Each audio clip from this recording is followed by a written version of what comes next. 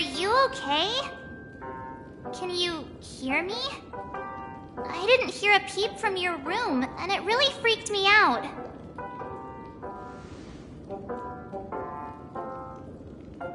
You're not dreaming. We're in the Reverie Hotel. In the real world. The Order's dream is over. Even though it's been a day, I still break into a sweat when I think about it. Our trailblazing expedition almost ended in Penacony. I'm so jealous that you got a good night's sleep. I was traumatized and too scared to even close my eyes. I thought if I fell asleep, I'd never wake up again. The Stellaron was sealed while you were sleeping. The ordinary people in Penacony have no idea what happened. They just feel like something's missing from their memories. The family's official statement was like, "The Charmony Festival was attacked by an unidentified Stellaron and came to a halt." After all, they can't just reveal the truth about the Order. Now, all the major lineages, except for the Oak family, are dealing with the aftermath. The family has invited the crew to the Radiant Feldspar as witnesses for an important meeting. Everyone's waiting for you, so hurry up and pack. We're leaving as soon as you're ready.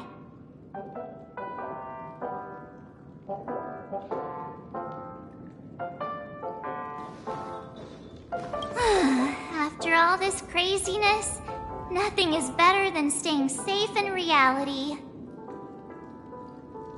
It's a massive airship, and it's awesome! I heard it's never shown to the public.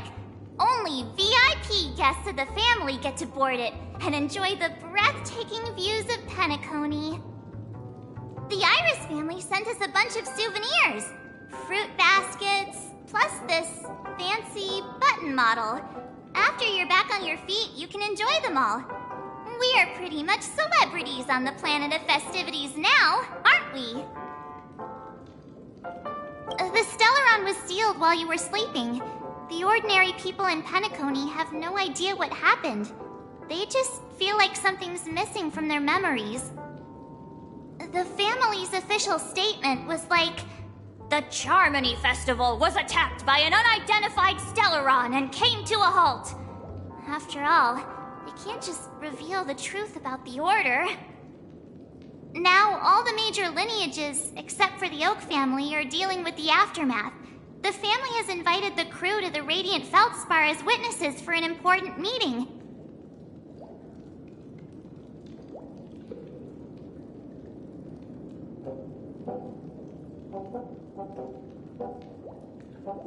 Why the sudden interest in that? Well, I was dragged into the sweet dream. I felt a cold tentacle diving into my memories. But something else was there. So the tentacle suddenly disappeared. And then I dreamed about stuffing my face with delicious food and going on a shopping spree. Sunday didn't seriously believe that was the life I wanted, right? Breaking free from that cheesy illusion was just a piece of cake.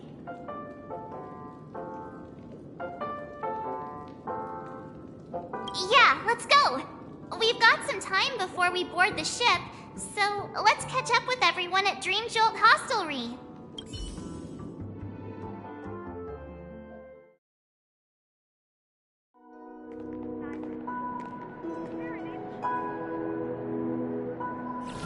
How extravagant. Just like Epsilon. How was it? Did it live up to your dreamscape expectations? You already asked that when we first got here. Yeah, and you said no back then. But after all this madness, I'd say you've grown fond of it. Just a heads up, you're still on the Bloodhound family's wanted list, so keep a low profile. And this time, it's Firefly in the picture, not Sam. That's gotta be a whole new experience for you, right? Indeed. In Kafka's words, that's also a missing part of my life. Still, it'd be quite inconvenient if I can't move freely. Could you help me out, Silverwolf? I knew you'd say that. Don't worry. I've hacked all the systems and left no trace. Don't do anything that may draw attention, and don't talk with guards. They might recognize you. Keep these 2 points in mind, and you can go wherever you want, unbothered. Thank you. No problem, Miss Samuel. I love this fake name. Now that we're done here in Penacony, what will you do in your free time? I hear the Genius Society is here. How about we go stir up some excitement? Well, you know my script isn't over yet. I didn't bring you back to hear an answer like that. Don't worry. The script says that I'll experience 3 deaths, but also receive an unforgettable reward on the planet of festivities. How will I know if I don't try? All possibilities exist until the outcome actually happens, right? You may not realize it, but you have a bad habit. Whenever you seem to be asking a question, you've already made up your mind, and no words will dissuade you. Anyway, Kafka asked me to pass on this message. If you see anything fabulous in Penacony, get one for me too. Just swipe my card, you know the pin. She didn't specify anything, but I guess she means a dress, coat, sunglasses, or something else. You know better about fashion than I do. Sure, I'll keep an eye out. There's tons of options at OT Mall. Do you think she'll like trinkets, like hair accessories or brooches? Those sound more like something for young girls. Maybe you should keep them for yourself. Oh, by the way, Blade didn't explicitly say it, but I think he was trying to say something like, temptation will show up again in Penacony. He's always so subtle with his words. Got it. He was just worried about me. Relax, Silverwolf. You know me. I won't do anything crazy. I just want to wander around and see more of the world for myself. I want to buy some oatcake rolls. I've had a cake roll every day since I arrived in Penacony, from the first day to the last. But today, I'll buy 2 and give you 1. And if you don't like them, I'll enjoy double the pleasure. Or I can bring one to Kafka, as she never refuses. Or maybe I'll give it to Blade. He'll appreciate it. That's not written in the script, right? But as you see, I have added new footnotes to my destiny.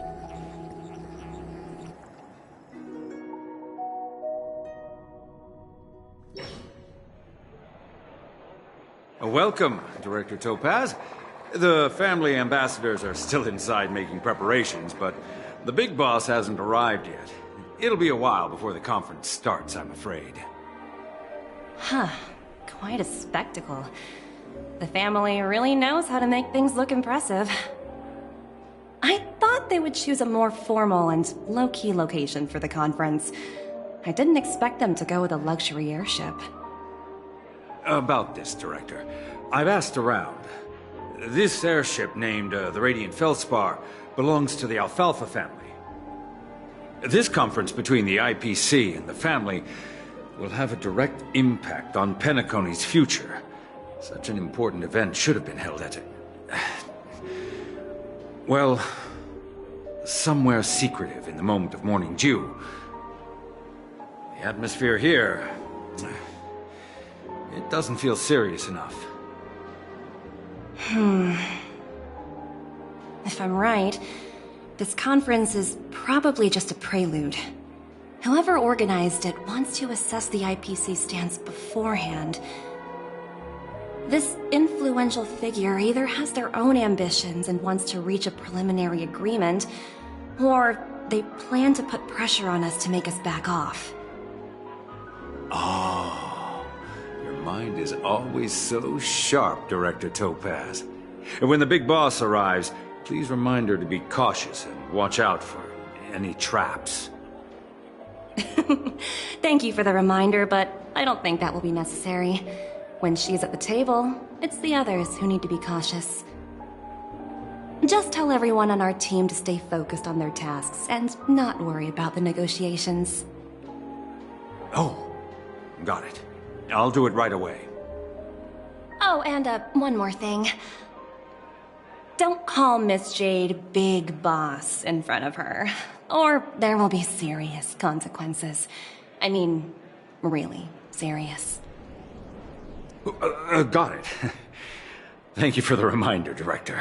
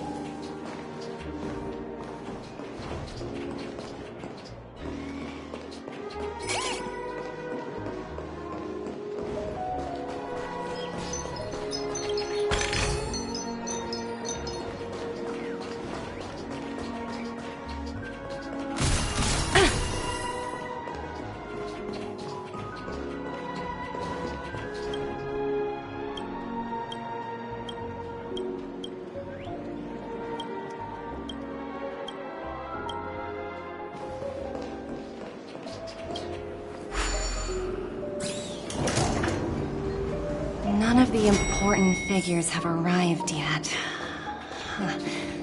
Looks like the conference won't be starting for a while. Such a bustling place. I think I'll take a little walk around.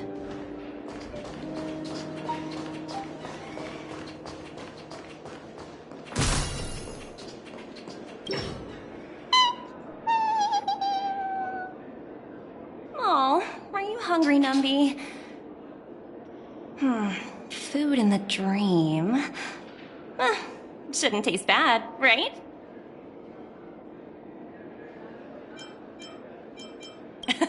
Numby, catch!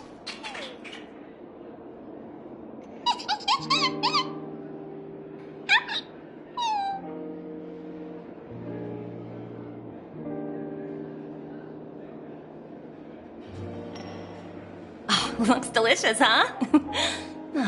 I should have taken a bite first.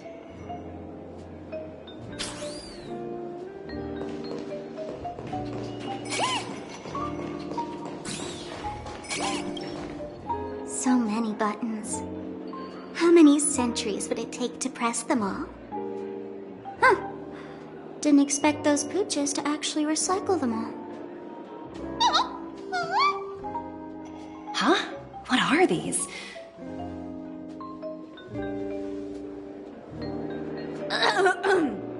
For your safety, please stay away from those objects. For my safety? Are these buttons something dangerous? Not exactly. Lately, there's been a prankster in the Sweet Dream who's been handing out strange button devices to anyone he meets. According to those involved, he said something like, "Just press this button and all of Penacony will explode." Luckily, no one believed him, Still, the Bloodhound family collected these buttons just to be on the safe side. Where's that prankster? Haven't the hounds caught him yet? Yeah, that guy has some skills, I'll have to admit that. However, you know, the Bloodhound family won't give up. Whoever disrupts order in the dreamscape will face severe consequences. Anyway, the family will deal with these things. Please kindly keep your distance. For your safety, please stay away from these buttons.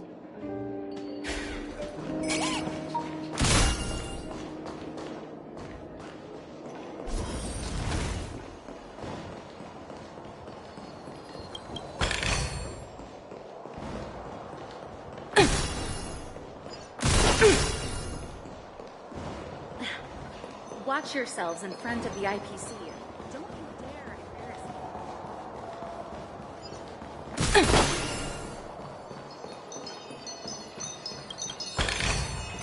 Oh, free stuff.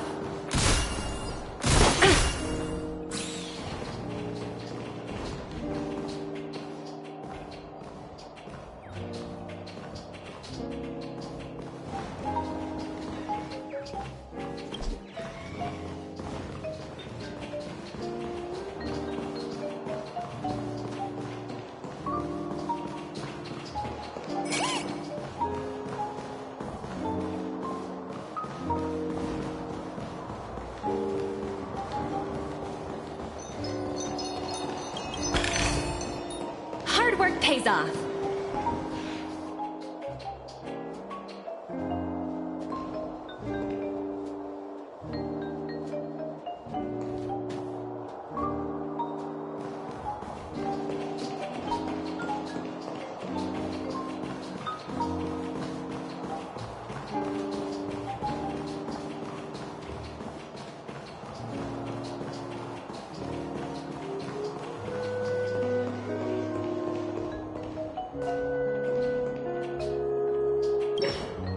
Greetings, madame. What can I do for you? Hello. Could you tell me more about the Radiant Feldspar? I assume you are the ambassador of the IPC Strategic Investment Department. It's my honor to assist you. The Radiant Feldspar is owned by Mr. Odie Alfalfa, head of the Alfalfa family. Mr. Alfalfa invested a significant amount in building this luxurious airship an Ember era ago, and it has been sailing across the 12 hours of the dreamscape ever since. Oh, so it's owned by old Odie himself. No wonder the ship is so lavishly decorated. Indeed, Mr. Alfalfa has impeccable taste. Only the most prestigious guests are invited by the Alfalfa family to board this airship. Please allow me to continue my introduction. The Radiant Feldspar had been cruising over the Sea of Dreams in Penacony for an entire Ember era. But its voyage was temporarily halted due to the recent reverberation. Reverberation? Such a formal way of putting it. You're really downplaying the whole thing. I apologize. Please continue.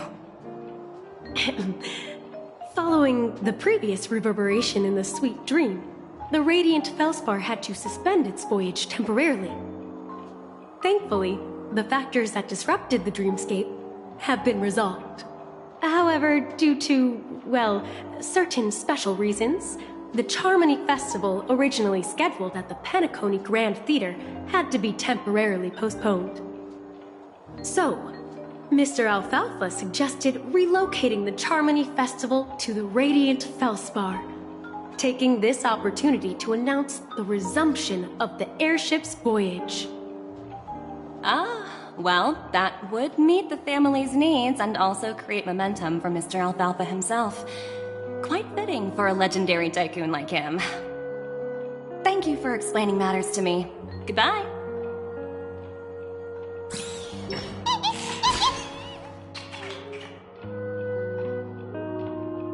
Hello?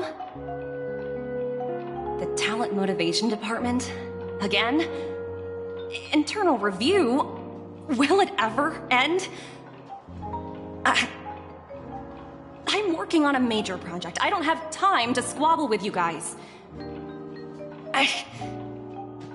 The way I handled the Urillo case was approved by senior management, and all of the project logs and calls are complete. Can't you check on them yourselves? I just don't understand. Why are you so fixated on this minor case and constantly escalating it? Seriously, what's your purpose? Sounds exhausting. Why not just hang up? In my opinion, you handled that project quite well. A little ball of ice in exchange for the Astral Express's good favor. That's not a bad deal for the department. It's been a while, little Yelena. I've been looking forward to working with you. Never imagined this day would come so soon. Is there trouble? You can tell me anything. Just like old times. It's been a while, Madam Jade. I'm honored to have the opportunity to work with you. You're still so formal, aren't you? Forget about the hierarchy and treat me as your equal. No need for unnecessary titles like Madam. I'm sorry, but it might take some time to get used to that. After all, you are a senior. Well, now that we're both members of the 10 Stone Hearts, I need you to be at your best, especially since the upcoming negotiations leave no room for error. As sharp as you are, I'm sure you've figured out the true purpose of this conference, right? I believe old Oti has taken it upon himself to test our limits before the official negotiations between the IPC and Penacony. That's true, and it works in our favor. Do you know why? If we can reach some sort of agreement with old Oti beforehand, and gauge our opponent's boundaries, our future negotiations will go much more smoothly. That's the obvious benefit. Exactly. And the hidden benefit is that as the head of the Alfalfa family, his actions suggest that the 5 lineages might not be as united as the Odes of Harmony would suggest. As long as the influence of Harmony hasn't completely permeated their core, personal desires will always have their way. Thankfully, influential figures in Penacony haven't entirely suppressed their own desires. It's similar to the power struggles within the IPC. The supposed all-for-one philosophy shared by the 5 lineages. It's just a slogan now that the Dream Master has gone. After the downfall of the Oak family, old Oti's faction became the dominant force in Penacony. Even if we consider only the succession order, he's the longest serving and most senior among all the family heads. Yes, that's exactly why we need to handle the conference following an agreed-upon strategy. It's like playing a game of chess, where every move needs to be carefully thought out. Absolutely. The 3 steps of negotiation. Listen, test, and strike. That's what you taught me. Pretty clear. Although, you seem to have changed the order in the Urillo case. That was based on my personal experience. I apologize for interrupting your conversation, but the family head is ready to meet the ambassadors from the Strategic Investment Department. Time to get to work. Let's prepare ourselves and meet that esteemed supporting actor. Remember, our goal is to create an opportunity for the IPC to enter Penacony. Aventurine has already made a small opening, and you and I, we're going to tear it wide open.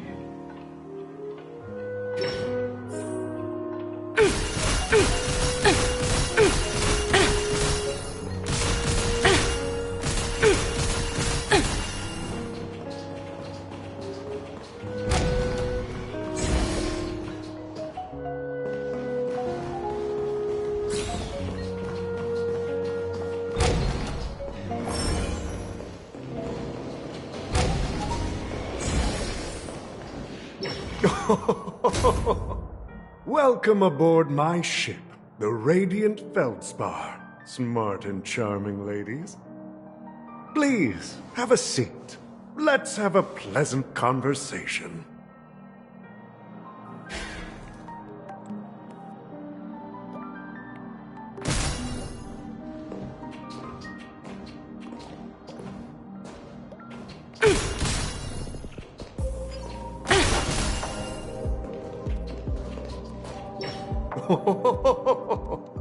Welcome aboard, my dear ladies. Forgive me for any lack of attentiveness that might have led to a lengthy wait outside. No problem at all, Mr. Alfalfa. It's my honor to meet you in person. You may not be aware, but the book Odie Alfalfa, the biography, is a must-read for all Strategic Investment Department employees. After all, to many, you are the legendary figure who single-handedly built the Penacony economy. I expected no less from the 10 Stonehearts from the Strategic Investment Department. You're definitely skilled in the art of conversation. I always enjoy talking to smart people because we don't have to beat around the bush. We can just get straight to the point instead. Since I invited you IPC ambassadors on board, I'm sure you've figured out the topic I'd like to discuss, yes? The future of Penacony, if I'm not mistaken. Precisely. Those few words represent a terribly complicated situation indeed. Let's take that golden-haired guy who's not showing up, for example. He put in great effort and almost got himself killed. But what was it all for? Wasn't it eventually to create an opportunity for you IPC to regain control of the precious Astana? The wisdom and experience you've accumulated over 10 Amber Eras are truly impressive. Let's assume your assumptions are correct, Mr. Alfalfa. How would you respond to the IPC's actions? I appreciate your composure, Miss Jade. You must have witnessed much in your worldly experiences. However, perhaps you don't know much about Penacony. Old Oti won't sit idly by when faced with a greedy wolf.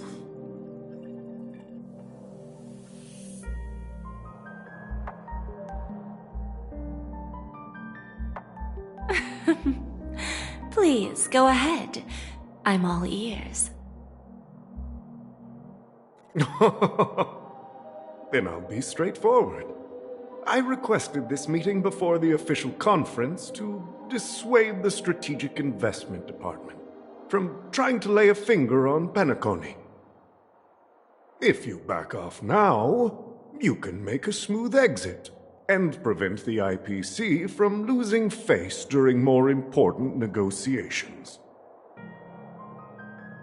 One of our P-45 executives was attacked and nearly killed in the dreamscape. The IPC can't simply ignore this incident. Moreover, considering the turbulence during the Charmony Festival, Penacony's credibility has taken a hit in the public's eyes. Despite your determined attitude, the issues plaguing Penacony are real, are they not? You use the term real, Miss Topaz, but let's not forget that this is the realm of dreams. If you want to succeed here, you need ambition and unconventional thinking. Curious about how I plan to respond to the IPC? Well, I don't mind sharing. My actions will help Penacony take a significant step forward by self-listing and going public. Going public? If I'm not mistaken, you want to bypass the IPC and go public on a universal scale. Precisely. Instead of watching the IPC gnaw away at Penacony, I'd prefer to open the doors of the sweet dream to the entire universe. Starting today, anyone in the cosmos can become a shareholder of the land of the dreams. This is the path of harmony I'll choose.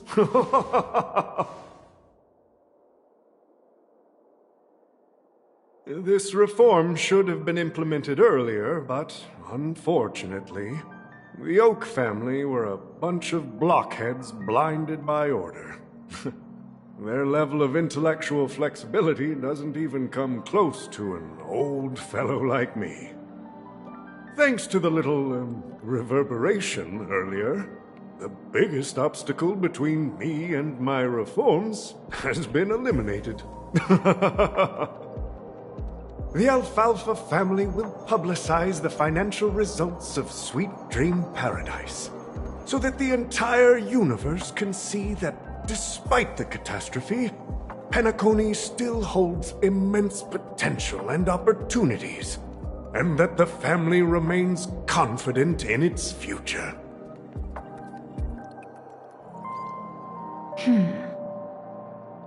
Crisis and opportunity are two sides of the same coin. So, you've been waiting for the right moment for Penacony to regain the spotlight. And if Penacony should seize this opportunity to overcome adversity, even if the IPC tries to intervene, every move we make will be scrutinized by trillions of people.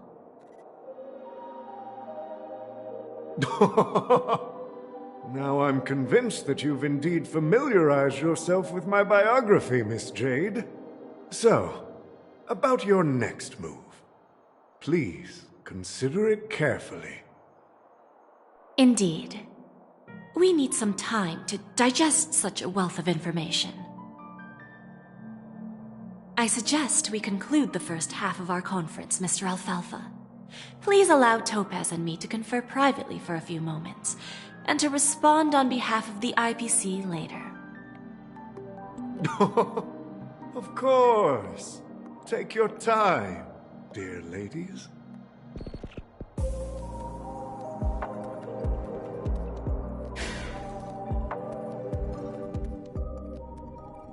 The Alfalfa family had a meeting with the IPC?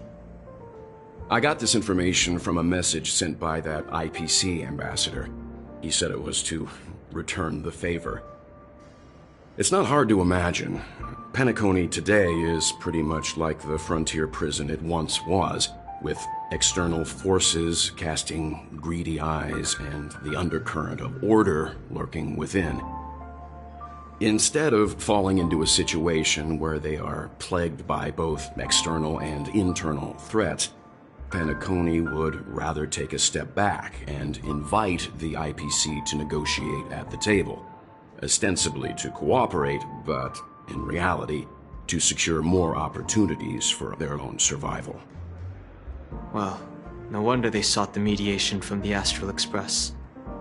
In your opinion, who should we stand behind? I don't think the followers of the Harmony are completely innocent victims in all of this. For reasons unknown, they have a strong desire to smooth things over, which leads to speculation about their motives. If either the family or IPC were to assume full control of Penacony, it would return to its previous illusory dream of hedonism, and the efforts of those previous nameless would once again go to waste. There you are. Did you rest well? I didn't disturb you since you were in a deep sleep. Even long dreams eventually come to an end. Our adventure in Penacony is reaching its conclusion. After Enna's dream was shattered, the family branch from the Montour system soon arrived and swiftly took control of the situation. Most members of the Oak family fell unconscious, but fortunately, their lives were not in danger. The mastermind behind the plans was confirmed to be Gopher Wood, the previous Dream Master. But by the time we arrived, he was dead already. He'll face a trial. As for further details, the family would rather not disclose them. All Ultimately, the public perceived the incident as an attack by evil forces targeting the Charmony Festival. They believe the family failed to safeguard the sweet dream, significantly eroding their credibility in the process. While quite different from the truth, this appears to be the outcome with the least impact. After all, you don't know who's awake and who's pretending to be asleep. Well, they'll open their eyes in the face of danger. Once the danger subsides, they'll embrace the sweet dream again. Here's a toast, with 3 glasses of Glory of the Trailblaze to all of you.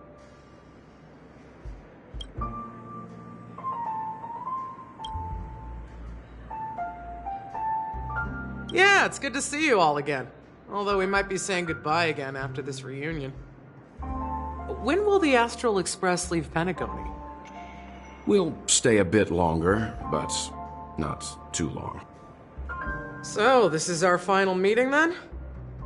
If this is a farewell, then it seems to be missing something. Music? Atmosphere? Maybe a special drink to honor those who are not here. Let's see. The mixed drink should be solemn, dignified, and unique, as we'll use it to pay respect to those fallen heroes. To the Nameless, resting in peace, and to Gallagher.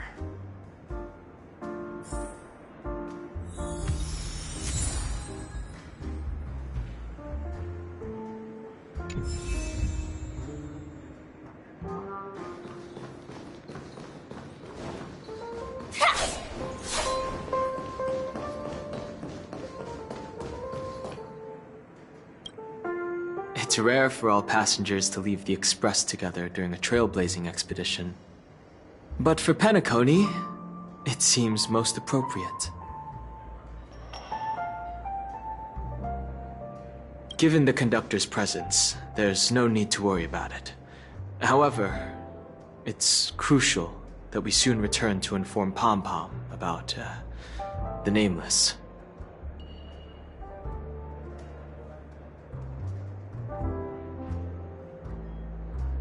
In my dream, the Express stopped at many places, and passengers came and went. However, the 5 of us were always present, and the journey seemed never ending.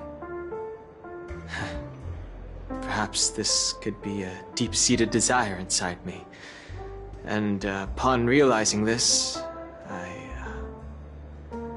I knew it wasn't real.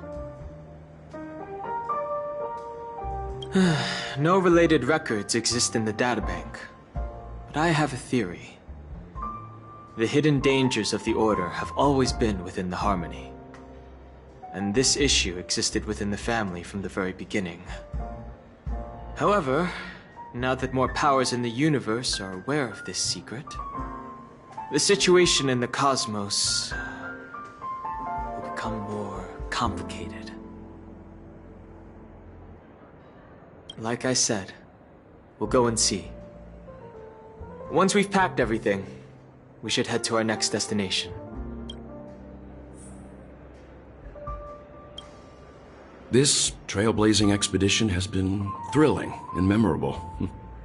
Hopefully we've all gained insights about ideals, paranoia, clarity, and dreams from the experiences we've had. One bird longs for the earth and the other longs for the sky. Even if Robin had to stop her brother with her own hands, she won't give up on him. However, facing punishment from the Harmony is inevitable. He will face a trial. As for further details, the family would rather not disclose them. Since the family took up residence in Penacony, the Order has been hiding in plain sight under the guise of the Oak family, using the Stellaron's power to strengthen their hold on the Sweet Dream, which eventually resulted in disaster. That's the claim the family makes. Whether they were truly unaware of all this is a delicate matter.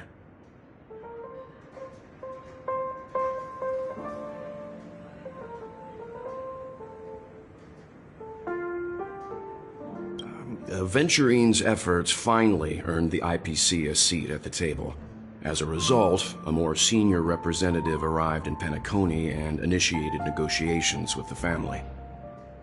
As far as the Astral Express is concerned, the IPC will make for an invaluable ally during the negotiations to prevent Penacony returning to its former ways. Well, it was somewhat surprising. In that dream, I returned to my homeworld and reunited with my long-lost friends. And, for some reason, Acheron resurfaced in my mind. When I realized that her conclusion was not preserved in memories, I became aware of the bitter truth. The conclusion of a journey can often be sorrowful. All we can do is to try to make sure it ends on a happy note.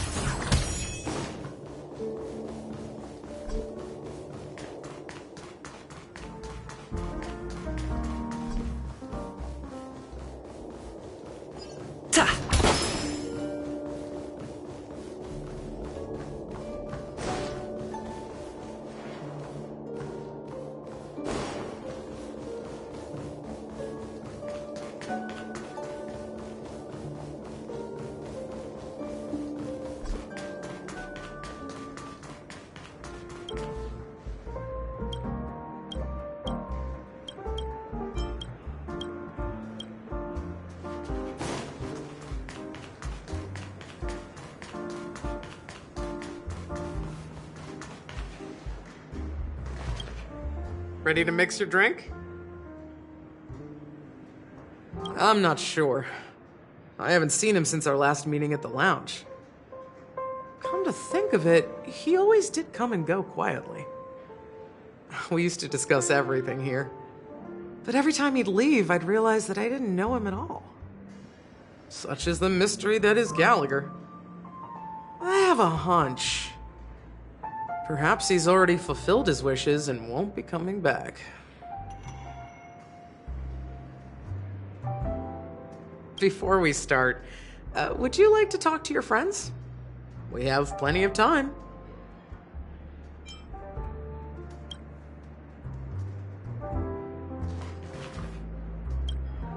Is there anything else you'd like to ask?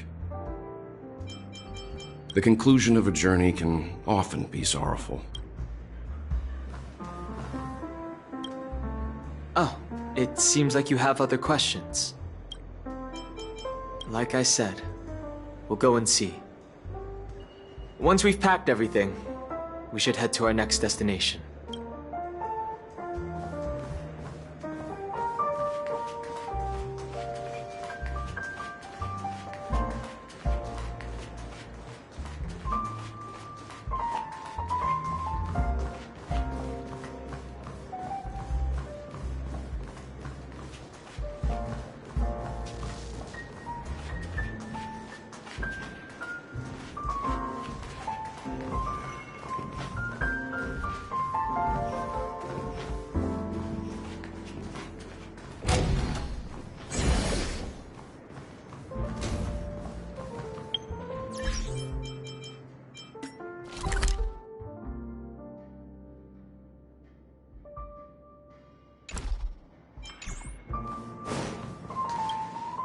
ready to mix your drink? Before we start, would you like to talk to your friends? All right, as you wish. I think I have an idea about what drink to make. Would you like it bitter or sweet? It's up to you. Choose the flavor that suits you best at this moment. Drowning sweetness. One of the most challenging drinks to make. A slight imbalance in the ingredients can result in an overwhelmingly viscous sweet taste. However, with the right ratios, you get a uniquely sweet drink with a lingering aftertaste. Not a bad choice. Let's start mixing.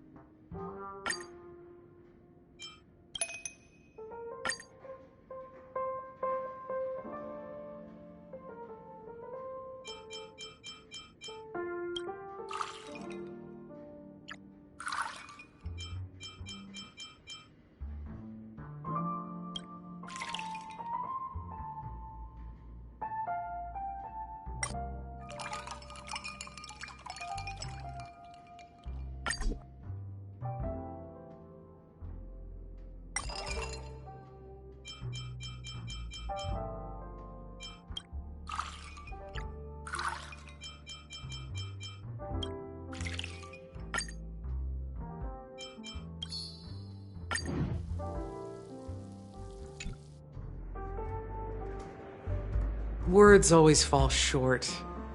If you want to bring closure to past events at this lounge, there's no better way than mixing a drink. Blend all your memories and emotions together and stir them well. Through the filter of time, what remains in the glass is something to savor. Well, it's done. Here's to the nameless resting in peace, and to my friend Gallagher. The spirit of freedom will spread far and wide among the stars, and its legacy will be more timeless than a pastoral song. We're not accepted by the outside world, so we've gathered here. And one day, our souls will return to the same place.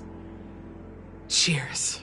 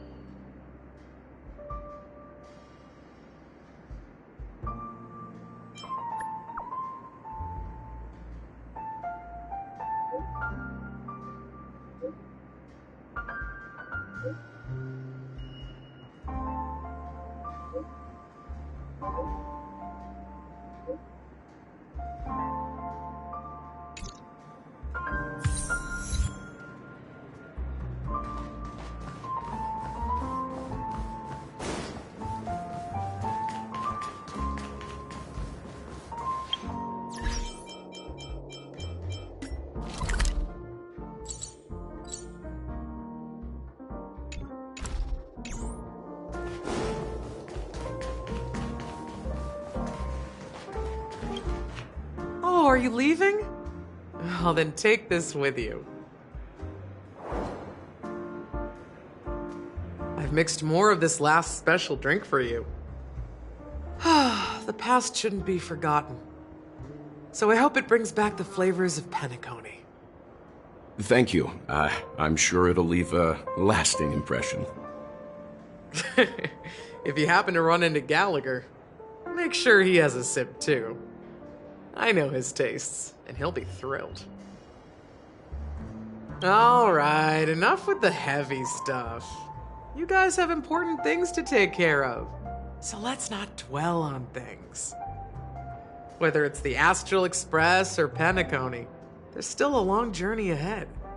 So let's lift our spirits, guys, and embark towards our tomorrows.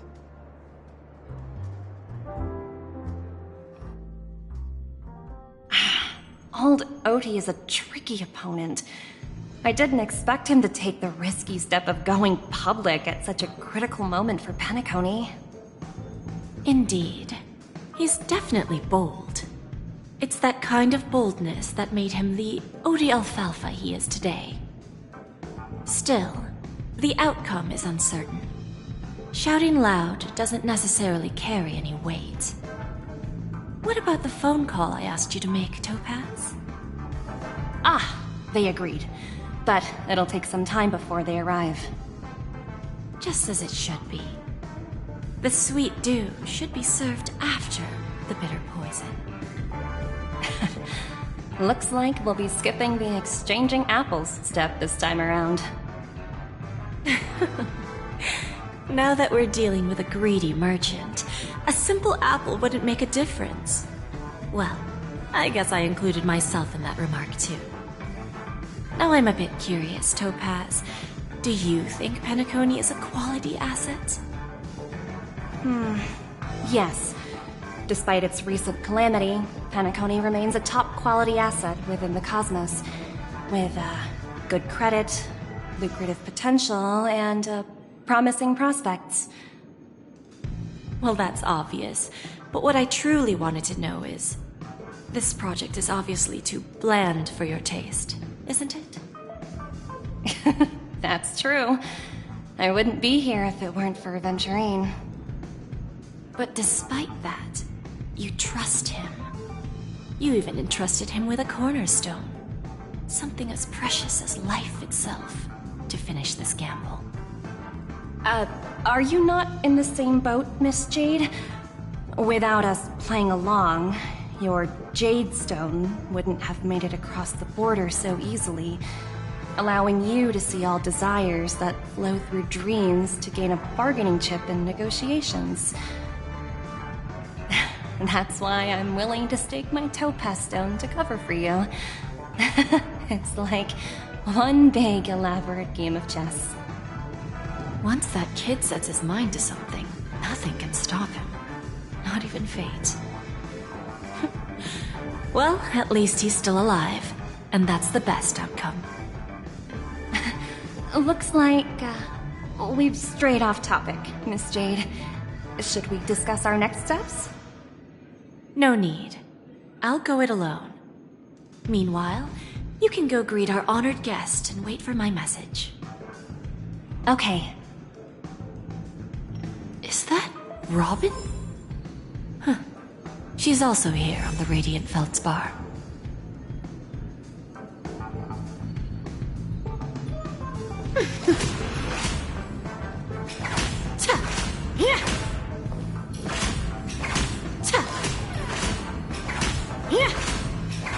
There's a good child. Do as you're told.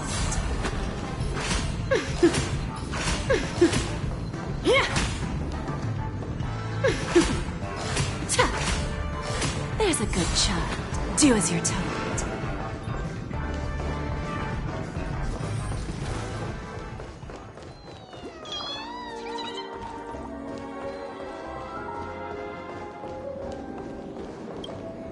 Greetings, Miss Robin.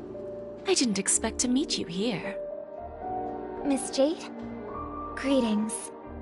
The opening ceremony for the Charmony Festival has been moved to the Radiant Feldspar, so I'm here making some preparations.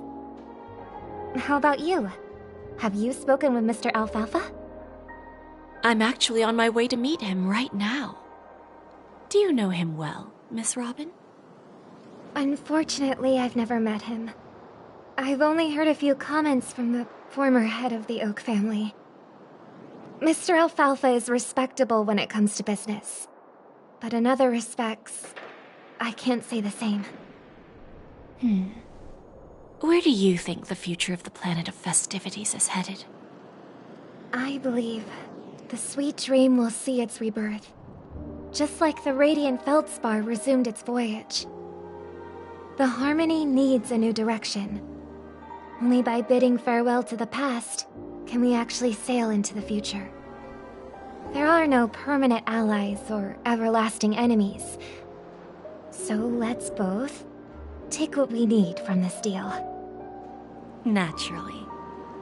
I'm looking forward to your performance. See you at the festival. See you later, Miss Jade.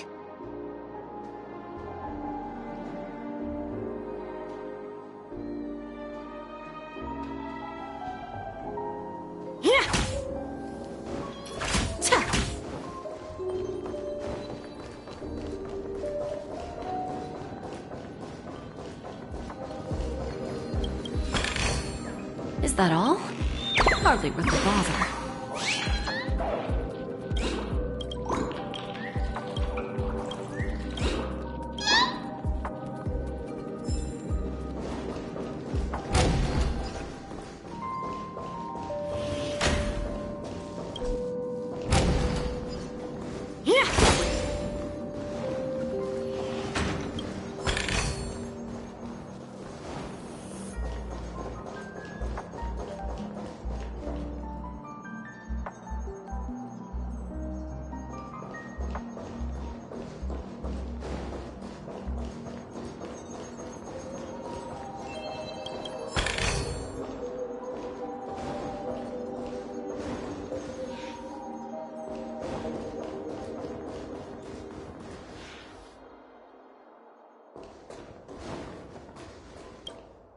Thank you for your patience, Mr. Alfalfa. Let's continue our discussion. Figured out something already, Miss Jade? But where is Miss Topaz? Topaz has something else to take care of. You'll be seeing her later. Talks can still continue between the two of us. Is it just me, miss? Your tone sounds very different now. I need to set a good example for my junior. It's not a good habit to be too loose-lipped during negotiations, right? Now we can speak frankly and openly. Do you believe what I said, Odie? You're not the only merchant who has seen the changes in the cosmic market over the past 10 Amber Eras. Interesting. Now that's interesting. Good. It's good to be straightforward. Openness and transparency are my things. So, tell me, what's your next move? Unfortunately, I'd like to speak the harsh truth before laying out my plan. Let's cut to the chase. First, your plan won't work. Penacony has no way of sidestepping the IPC and going public. Second, you can't stop the IPC from entering Penacony. We've got all the time and connections in the world to find a way in. We'll keep tearing down and rebuilding this place until the Asdana system gets used to the IPC's ways again. Now, I'm repeating your words exactly. If you don't want to be a laughingstock and have everyone gunning for you at the official conference, you'd better drop your little pie-in-the-sky plan. Oh, interesting. Indeed. You surely have a way with words. Now, I'm curious to know what you have up your sleeve. Mr. Alfalfa, let's not forget that the IPC controls the biggest interstellar publicity platform. More than half the news networks in the universe take their orders from us. The moment news spreads about Penacony going public, trillions of customers will immediately receive a message like this. The family's protection for Penacony has expired. Any mishaps in the dreamscape could result in permanent brain death. Care to guess how many ways we have to turn Alfalfa credits into worthless junk within a measly 24 system hours? With the entire cosmos keeping a close eye on Penacony, I assure you, it won't be too hard. You really think you can pull that off? Even from Pier Point, as distant as it may be, I'm more than capable of keeping you on a tight leash. However, if you agree to give up that half-baked plan to go public, the IPC will assure you that we'll never jeopardize the interests of the family heads under your leadership. After all, we also need allies here in Asdana. The IPC can assist Penacony with financing, starting by acquiring 30% equity shares. With our financial support, stabilizing and rebuilding Penacony will be a piece of cake. 30% equity, you say? Who can guarantee you won't want more in the future? That's the brilliant part of it all. The answer is simple. No one. There are no guarantees. It all hinges on self-awareness and mutual respect. However, the board of directors will consider the interests of the family heads to some extent. You're a smart merchant, old Odie. Isn't the whole purpose of this elaborate game to showcase your business acumen and seek more benefits for the family? It benefits us if we both take a step back. And if that's not enough for you, I'm pretty sure that another goal of making Penacony go public is to expand the influence of the Planet of Festivities and attract more customers. I understand your concern, and I have a solution for that, too. Fine. Now I see your sincerity. As the head of the Alfalfa family, I don't think I have any reason to refuse your offer. However, as their chosen one, I still need one final answer. Go ahead. I'm listening. When I was a child, I heard the adults recite the tale of the ancient Amber Era, about the ascension of Shipe, the Harmony, and the downfall of Enna, the Order. The Order and the Preservation used to be close in ancient times. So, why does the IPC, as a follower of the Amber Lord, seek collaboration with the family instead of aligning with the Order? The answer is simpler than you think. It's all about credits. Everyone's favorite thing and the universally recognized currency among the stars. The IPC has the power to perpetually ensure their value. With each new world integrated into the credit system, the IPC adds another building block to its cause. Eventually, all exchanges, capital, and businesses will operate within a unified monetary system. By then, all planetary developments will be recorded in accounts with well-defined values and the ability for exchange and circulation.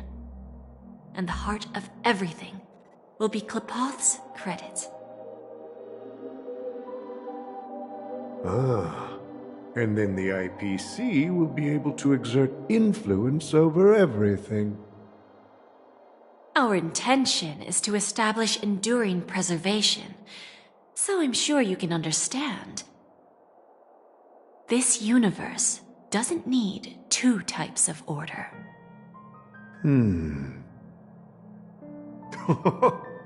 Well said. Now you've convinced me. All right. Tell me your solution. Let's see if we're thinking the same thing. Then let's continue our conversation. Please, Topaz, invite Sweet Dew to join us at the table.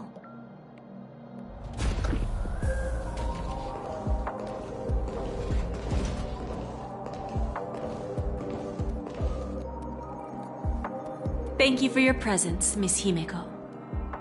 Please allow me to introduce her to you, Mr. Alfalfa. This is Miss Himeko from the Astral Express, one of the future shareholders of Penacony.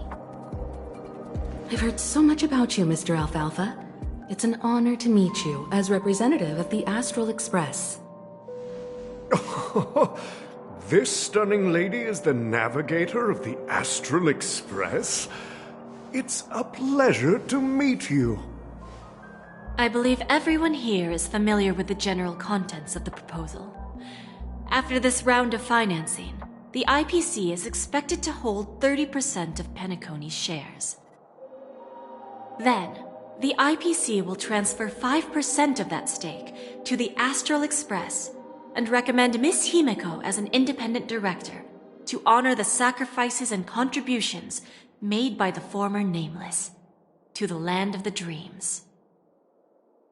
While this decision isn't finalized yet, we are honored that everyone here recognizes the way of the Trailblaze. While the Nameless didn't embark on their journeys for fame or fortune, if this is the wish of both the family and the IPC, I will represent the Astral Express and fulfill my duty as a member of the board of directors. The entire crew has agreed to assist in the reconstruction of Penacony. Beyond that, in our future travels, we are committed to bringing the beautiful dreams of the planet of festivities to more worlds. Of course, all cooperation is based on one premise. The path of harmony in Penacony must not be distorted again, and such a tragedy must never recur.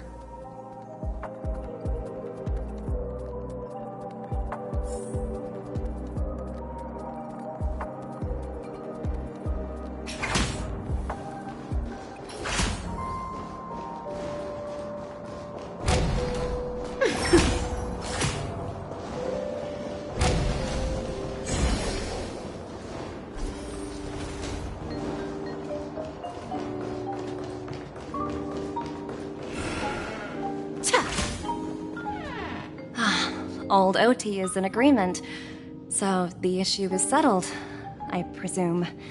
What about the remaining family heads? They will soon realize the situation.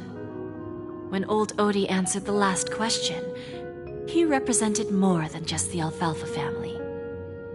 When should we schedule the formal negotiations? I'll handle the arrangements. It's all up to you. I'll step back and let you handle the negotiations and takeover. I won't be involved.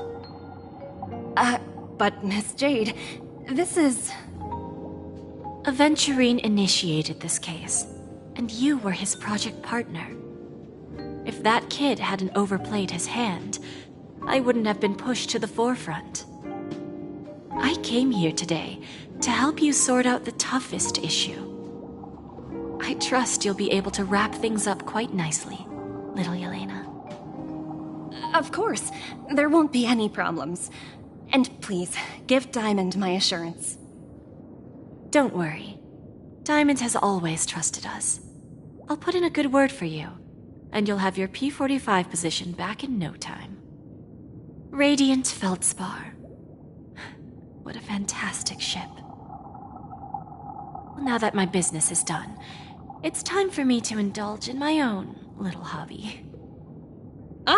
You want to open a Bon and Jade exchange branch on this ship too? Opportunities like this don't come around often.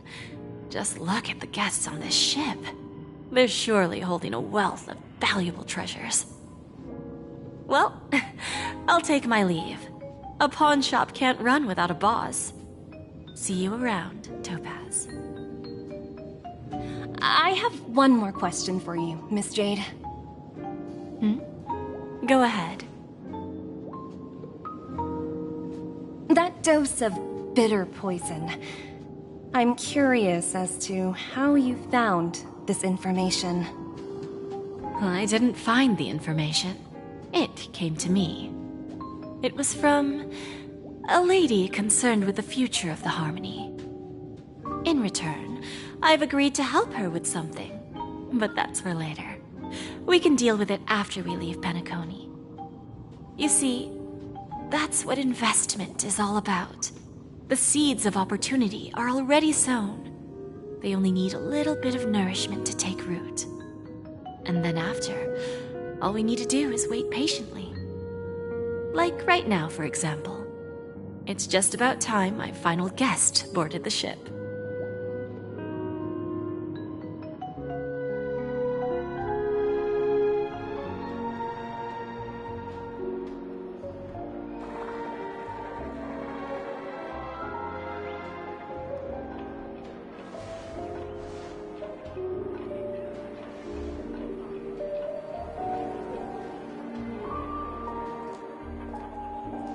Sneaking in was way easier than I thought.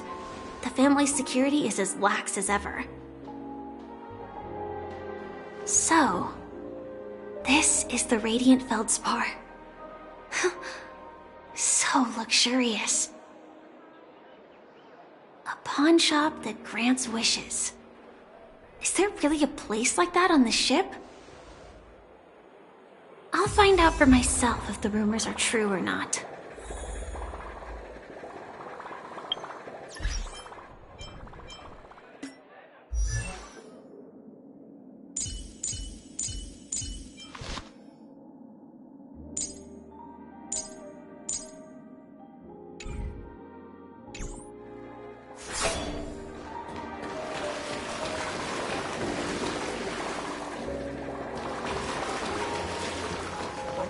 fell right here. Just completely fixed.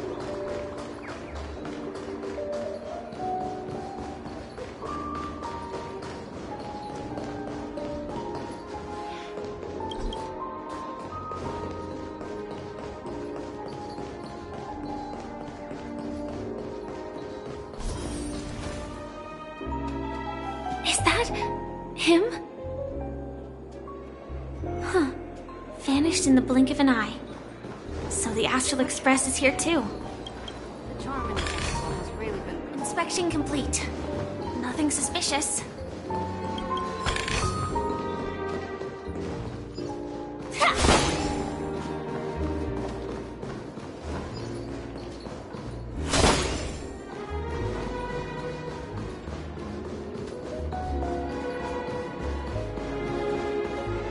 By the way, there's one more thing. Mr. Alfalfa and I discussed it. I'll present a gift to the Astral Express on behalf of the family as a token of gratitude for the Nameless's contributions to Penacony. Please help me with the necessary arrangements. Right away, Miss Robin. Can I ask you something? Oh, greetings, miss. Is there anything I can help you with? Do you know how to get to the pawn shop? Pawn shop? Ah, you must be talking about Lady Bonajade's place, right? I heard she offers, special services there. I've marked the pawn shop's location on your device. Please feel free to check it out. Lady Bonajade. I think I've heard that name somewhere before. Was it from Silverwolf? Come to think of it, she disappeared after mentioning that she was going to meet with the Genius Society. I wonder how things turned out for her.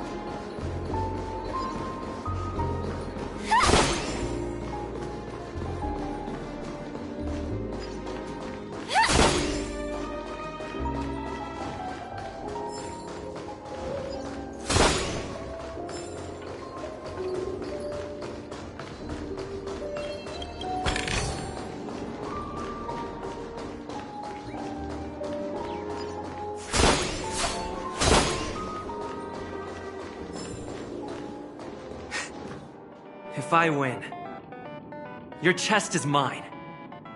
Who said I was betting with you? I did.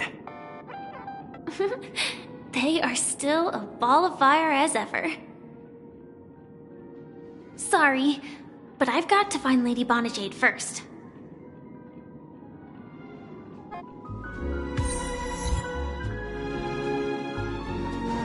No, it's not the best time to do that.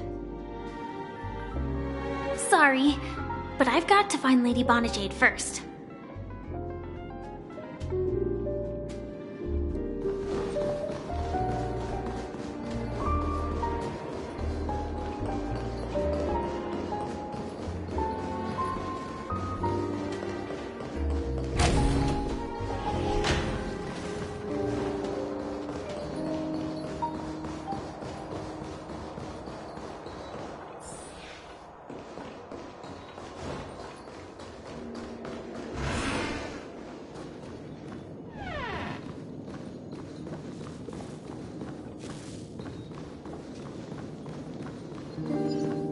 Welcome to Bonajade Exchange, Radiant Feldspar branch.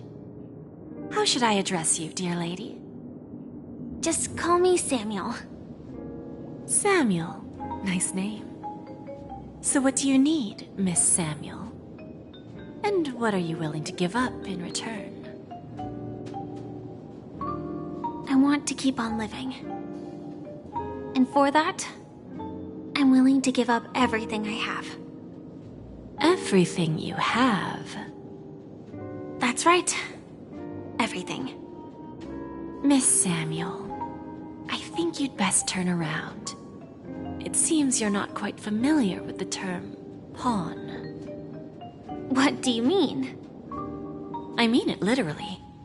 I sense your burning desire to live, but unfortunately, you don't have anything of equal value to offer. Okay. A pawn shop that grants wishes. I see. It's just a marketing gimmick. Well, that's quite a harsh accusation. I understand you may not fully comprehend what I mean, but don't worry. I'll help you understand. Go and talk to these people. They're all customers of my pawn shop. See for yourself if their wishes have come true. Once you've done that, come back to me. I'll help you understand the true meaning of pawn and make you realize what you're missing. That Lady Bonajade feels more like a money lender rather than the owner of a pawn shop. Well, I've got nothing better to do anyway. I'll do as she says and see what happens.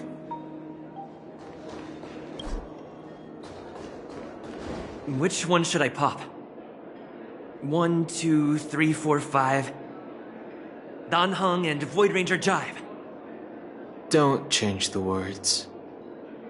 No, it's not the best time to do that. Sorry. I'll catch up with you later.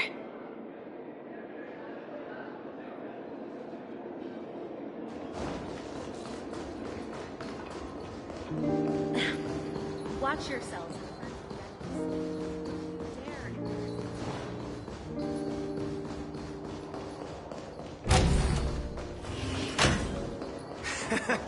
Got it. You stupid little girl. Coming back to lose more money, huh? Enough talk. Let's get started. This will be our final game. I'm betting my entire fortune. Oh, a big talker, huh? All right, let's see what you've got.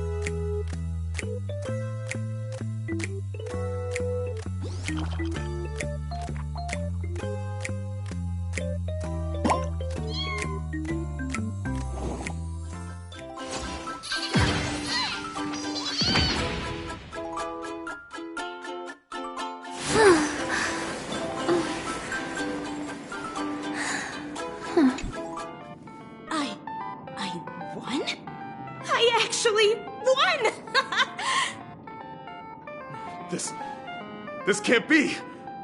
You lost to me 10 times in a row.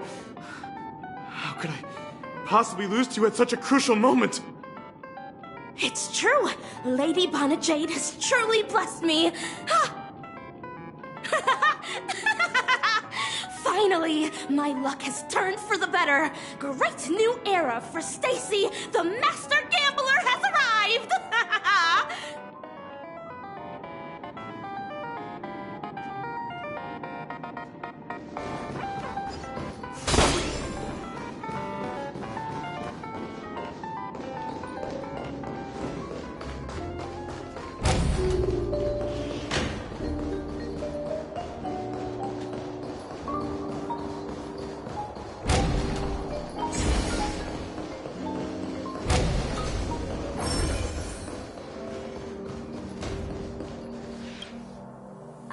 prepared a gift for you, Dorothy.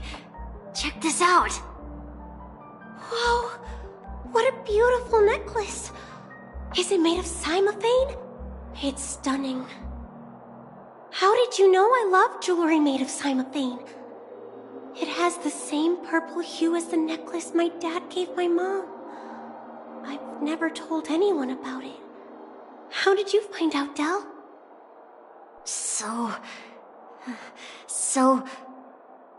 Well, will you go out with me? I will. Really? I mean, really? I never said yes before because I thought you had no idea what I liked. But this gift made me realize you were actually paying attention all along, trying to learn everything about me. So yes, I will. Wonderful. My wish has actually come true. So, shall we go, Dorothy? Let's go outside and enjoy the stunning views of the 12 hours. Yeah, let's go.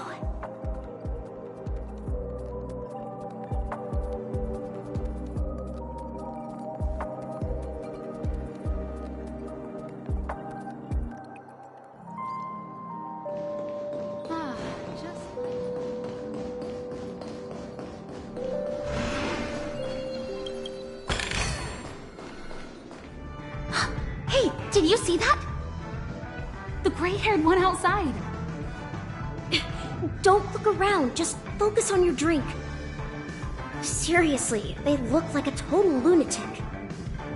Is that him?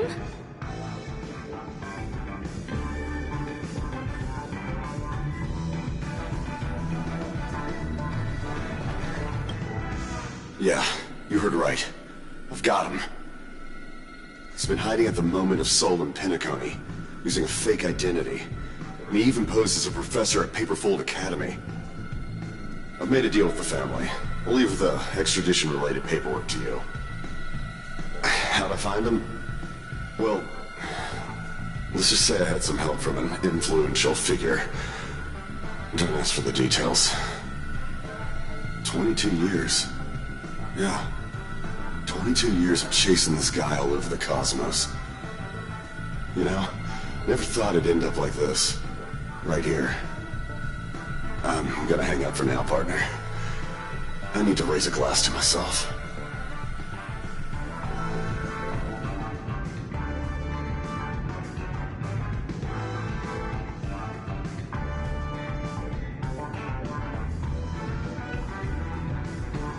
All of their wishes actually did come true. But I just don't understand. How did she do it? And what does pawn really mean? I should go back and ask.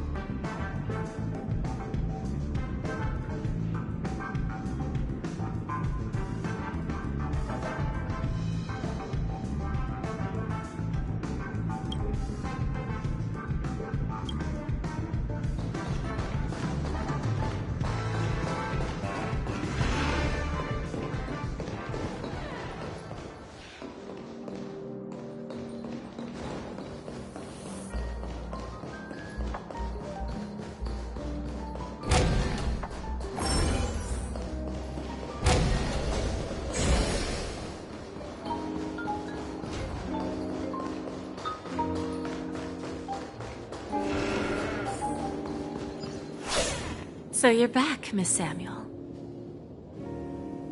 Yeah. I found those people. And it seems their wishes did come true after visiting the Bonajade Exchange. But I'm not sure what you want me to see. They all seem to be living fulfilled lives. Not so fast. This step was just to show you that the Bonajade Exchange is genuine. That I had the power to grant their wishes. And now, I'll tell you the price they paid. Dell was from a wealthy family. He was head over heels for Dorothy and wanted to win her heart. So he made a deal with me. He put up his entire fortune in exchange for a gift that would impress Dorothy. It was a piece of cake for me, thanks to my IPC connections. However, Dell will soon find himself evicted from the dreamscape because he can't afford his room.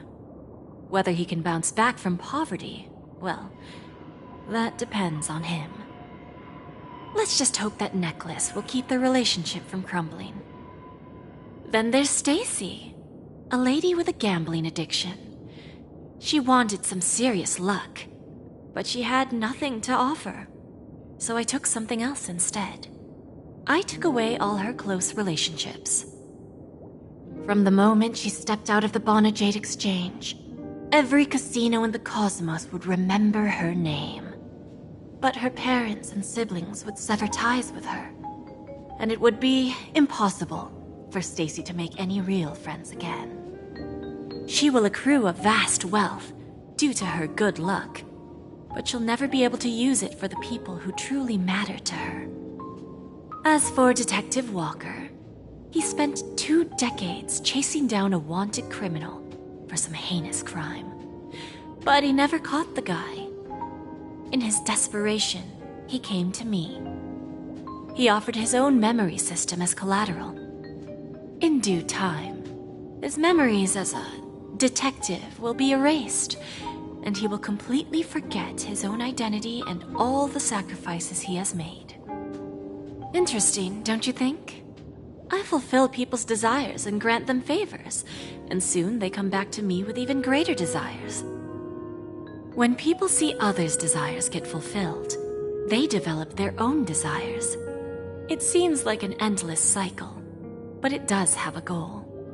In the end, I will get what I desire from this whirlpool. And patience happens to be one of my greatest strengths. So now, do you understand what you must give up, Miss Samuel? Or should I address you as AR-26710, a remnant of Glamoth's Iron Cavalry? I'm not surprised. You are much calmer than I expected. Entropy loss syndrome. Truly an unjust misfortune, isn't it? The higher-ups in Glamoth implemented such a failsafe within the genes of their warriors, just to make sure the Republic's most powerful weapons wouldn't fall into the wrong hands. As for the price, those Iron Cavalries weren't exactly seen as regular, independent humans, so there wasn't really a price to be paid. However, you are different. You're now a Stellaron hunter, a living being named Firefly. Naturally, you want to continue your existence, but with the Firmament Front gone, the people who know the secret and can cure the disease are nowhere to be found. Are you suggesting that the IPC has a remedy? Well, there might be a silver lining. That's all I can say for now. I see. It's no wonder you said I can't provide anything of equal value. Because nothing I own holds any meaning. So, you're going to ask me to personally restrain my partners to ensure my own survival? Unfortunately, that's not quite the case. Partners. A nice way to put it. Now I'm even more curious about the Stellaron hunters. Each of you has your own identity and a special bond with each other. It's strong and intimate, and yet it allows for independence. Just as the 10 Stonehearts follow Diamond, you follow your own leader. I wonder what they are like, and if all Stellaron hunters are like you. Traveling on the path of finality, but struggling against your destiny. Attempting to move in the opposite direction. I really hope that one day, all of you will come and visit my pawn shop. I'll be waiting patiently for that day. Can I see this as an invitation? From Diamond to the Stellaron hunters while keeping the IPC in the dark? Consider it more of a personal offer from myself. It doesn't represent the IPC or the Strategic Investment Department. The Stellaron hunters have interacted with the IPC, but not the 10 Stonehearts. Our paths have never crossed. As for your offer, I can pass it along to my partners. But I have a question. You know who I am. And you must know that my partner is keeping an eye on this room.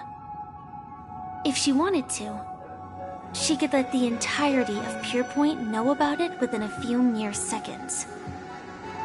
What drives you to take such a risk and extend this invitation on behalf of Diamond, even if it could lead to your downfall? Simply put, you and I are the same. However, unlike you Stellaron hunters or the Astral Express, we band together merely to obtain what we want. Each of us has our own past and destined ends, and on this journey, we have been invited by Diamond to join him. This journey could be either brief or long, as each of us carries a void in our hearts that can only be filled from the outside. So, Diamond made us a promise to divide the power of the Emanator of Preservation into 10 pieces and give each of us a cornerstone to fill that void. Mortal flesh is fragile, yet my heart is unyielding like the monolith. For without this resolve, the way of preservation would fade into oblivion. So, you understand? This pledge goes beyond a mere oath. It's our collateral in exchange for opportunities, wealth, survival, and a future.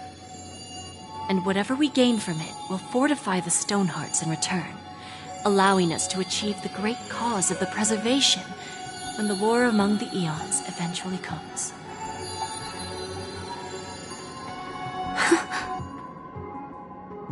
I understand. Take your time, child. You don't need to give me an immediate answer. Like I said, patience is one of my greatest strengths. If fate turns that page, our paths will cross again. It's a shame, though, that this pawn shop can't give me what I desire. My last attempt in Penacony. Well, it ends with hope.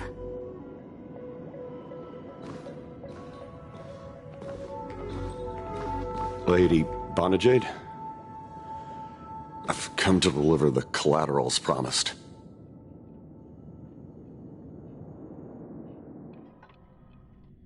It turns out, the meeting to decide the future of Penacony went much smoother than expected, with little debate. Oh, the Charmony Festival's opening ceremony is starting soon. I should head down and take a look. This airship has quite a few treasures. A bountiful harvest.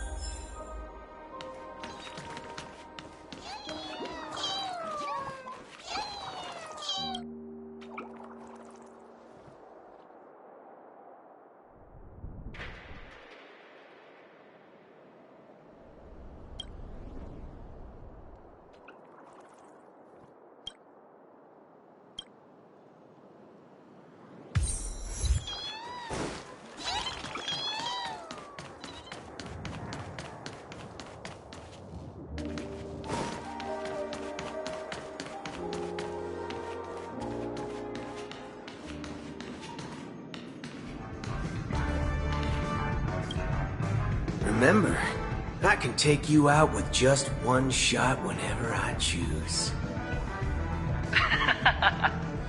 Oh, that'd be my honor. Don't worry, I hate cheating at the table. You better. Ah, look who's here. The great hero of the Astral Express. The most dazzling trailblazer in all of Penacony. Oh, you're here too. Long time no see, friend.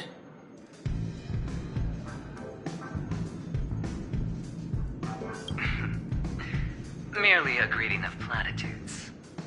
As long as you and I have an understanding. Let's set aside those under-the-table dealings for now, partner. Don't want to spoil the festive mood of the Charmony Festival. I agree. Now let's congratulate Mr. Trailblazer.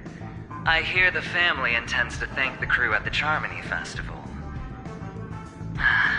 It's a real pity I can't personally be there to witness this.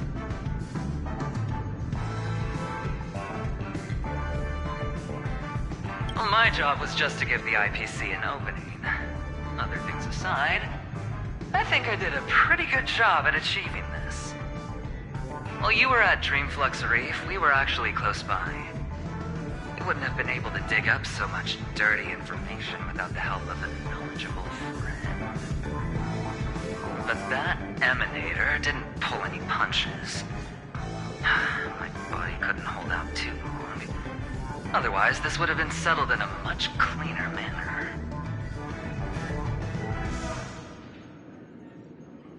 No problem.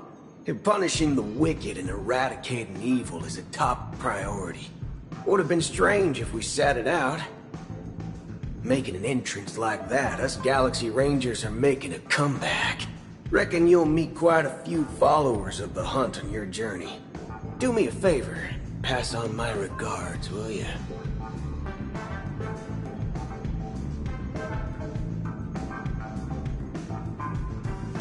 Forget it.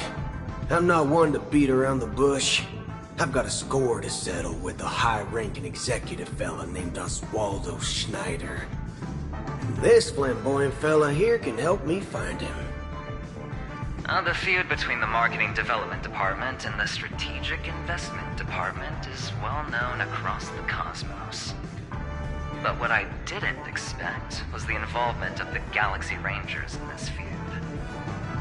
Looks like things are about to get spicy.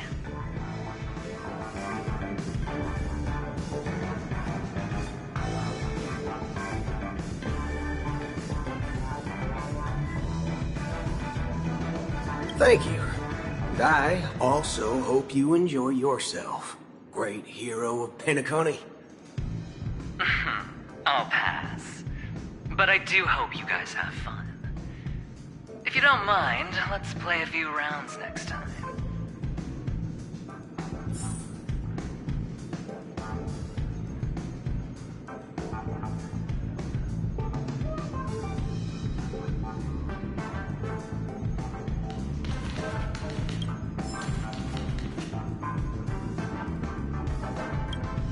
It's time to let down our hair and enjoy ourselves on days like this. I hope you can enjoy yourself to the fullest, oh great hero of Penacony.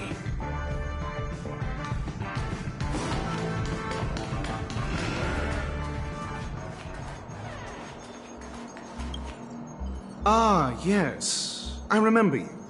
Your performance at Herta's space station was adequate, I suppose. No wonder that gambler likes you so much. The Intelligentsia Guild assigned me to be an invigilator for the IPC's ambassadors. Nothing more than an errand from the Office of Academic Affairs. Very well. The Charmony Festival is about to commence soon. Take advantage of this unique opportunity. The blend of work and play is essential for superior knowledge absorption. The executives of the IPC and the Guild say that we are strategic partners. Yet, from my perspective, I am invariably the teacher, and he, along with you and every other individual, is the student. From this perspective, Aventurine isn't what you'd call an ideal student. Yet, he's also not utterly obtuse. Alas, the void within him can never be filled by talent and knowledge. Let's hope he doesn't turn into a philosophical zombie.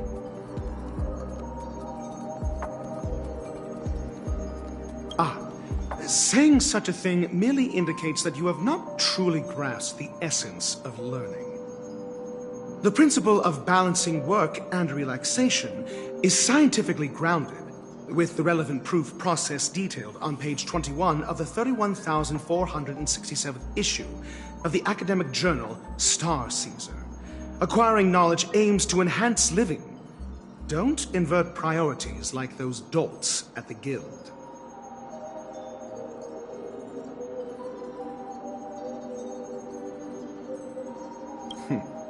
Then you'll excuse me.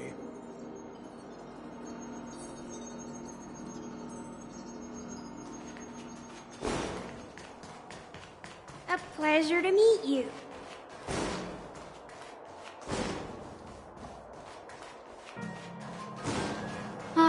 Just like the golden years.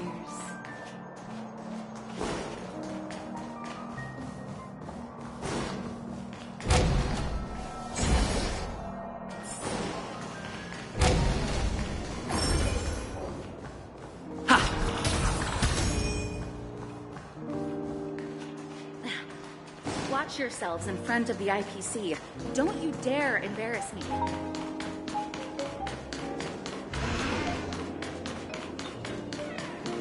What services do you... Well, if it isn't my old friend. It hasn't been long, and yet, here we are again. How are you?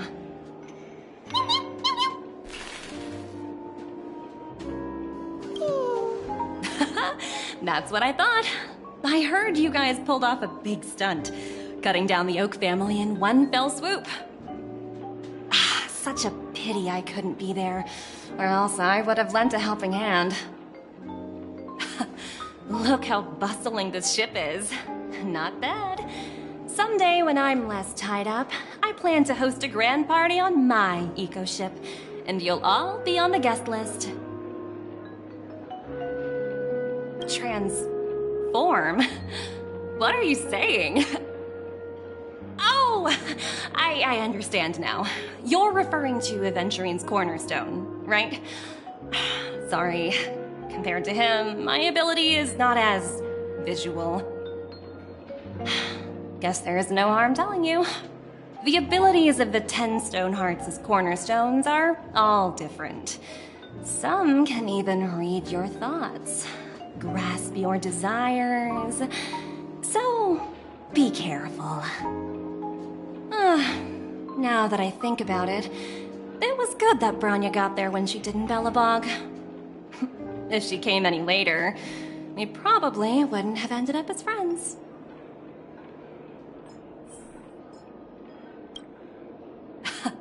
Look how bustling this ship is. Not bad.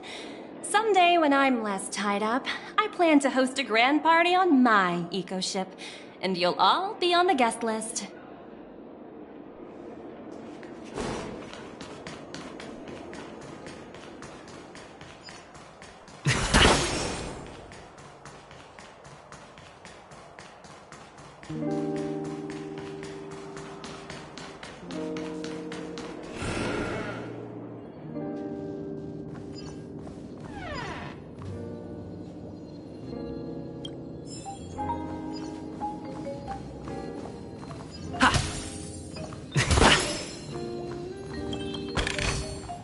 Is that all? Hey there, lively guy. Welcome to the Bona Jade Exchange. What should I call you? What a unique name.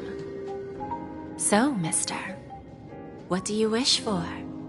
And what are you willing to sacrifice for it?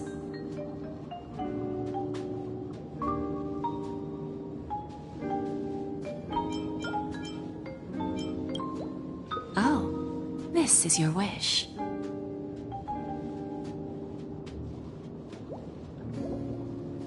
Sounds simple enough. Very pragmatic. Then, let's discuss the cost. To fulfill this wish, the thing I need is simple. The tail of an animal. Well, it's a two-legged animal with black fur, a round head, and long ears. It's omnivorous and is prone to mood swings. Most importantly, it has mastered the human language and can communicate. Bring its tail to me as collateral, and your dreams will come true.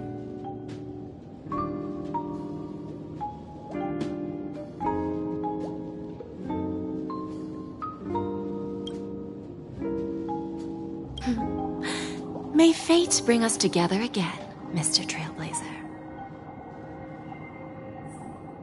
May fate bring us together again, Mr. Trailblazer.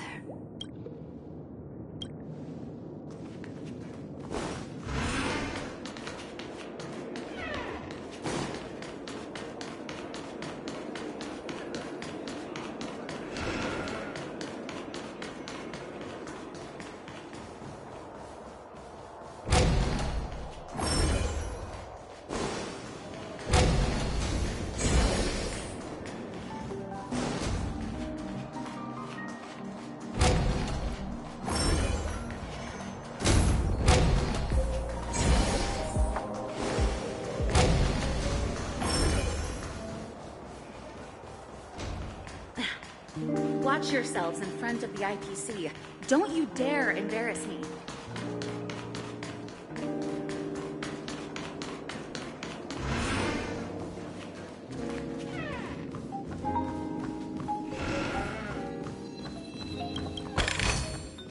Looks good.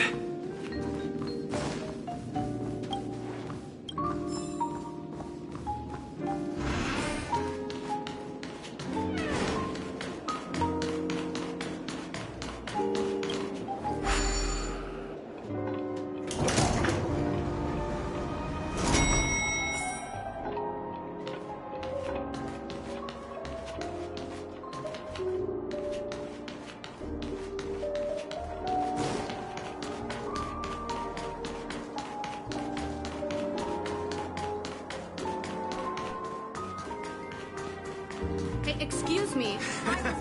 Go on.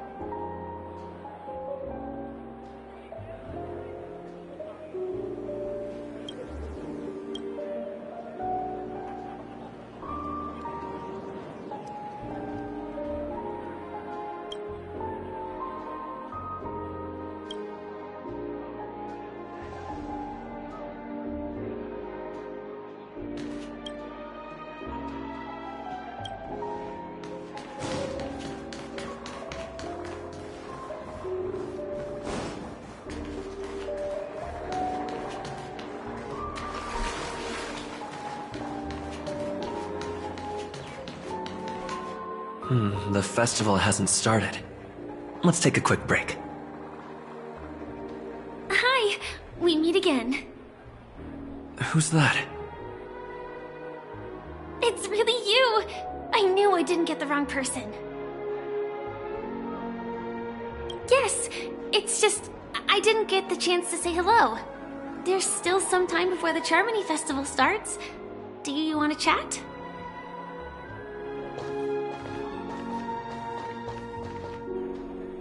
Two murder cases, a showdown with the IPC's ambassadors, the legacy of the Nameless, and a remnant of the Order who wishes to replace an Eon-created paradise with a dream. You guys even ended up shattering the dream. It's truly been quite a vacation. It's a good thing that you guys managed to overcome all those difficult problems. Congratulations! After the Charmony Festival's opening, will you guys be leaving again? There will always be somewhere. After all, you guys are on the path of the Trailblaze. Before joining the Stellaron Hunters, Elio told me that this journey will tell me how to live on. That's all he said. As for the rest, it's up to me to find out. So, I'll pay extra attention to any leads that will let me live on.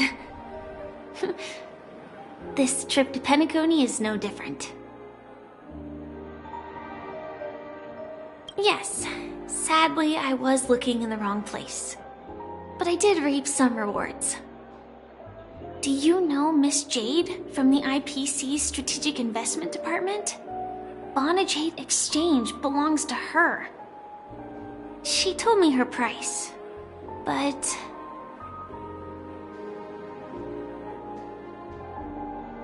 No. But what she wanted wasn't my answer either.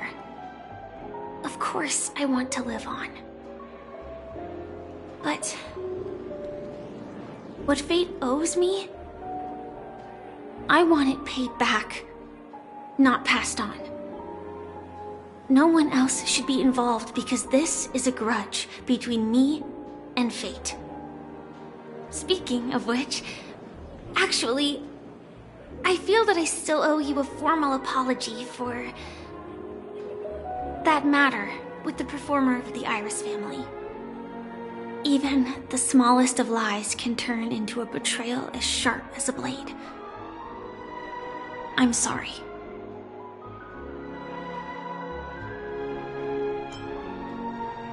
It was an emergency, so I never had the chance to formally apologize to you. And admittedly, I was the one to blame. To me, hiding is much easier than being honest. Yet, I still want to try expressing my emotions as any ordinary person would. It's that girl! Get moving! Arrest that criminal before the Charmony Festival's opening ceremony starts! I can't believe they've chased me this far. Looks like we have to say our goodbyes. Don't worry about me, just go and enjoy the ceremony. The script hasn't reached its end yet. We will meet again.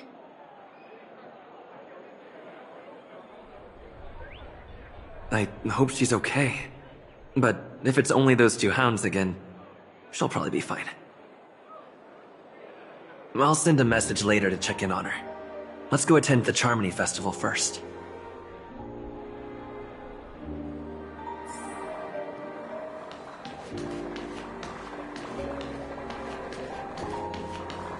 I tripped and fell right here.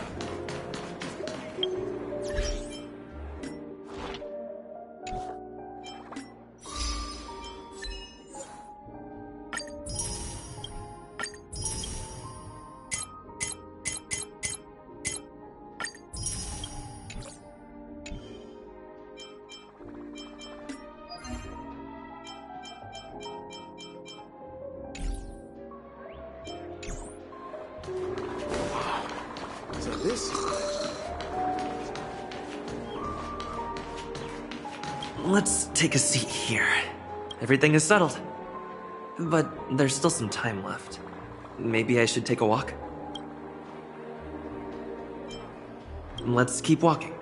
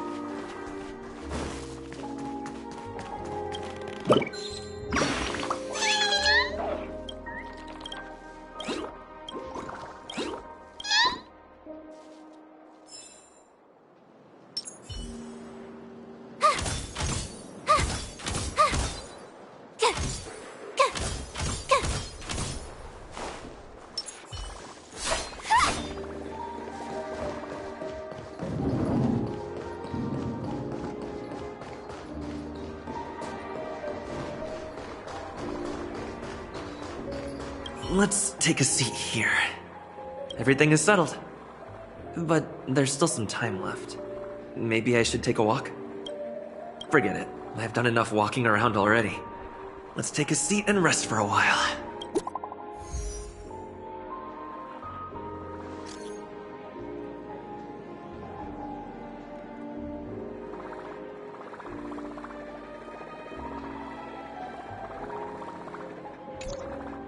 Looks like I don't have to worry about her.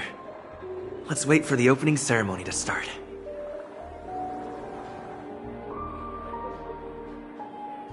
Wow! It's Miss Robin! Hey, Miss Robin! Hey, Miss Robin! Hey, over here, Miss Robin! Miss Robin! Miss Robin, look! Miss Robin! Glory to the family! Miss Robin! Glory to the family! Glory to the family! I'm your biggest fan, Miss Robin!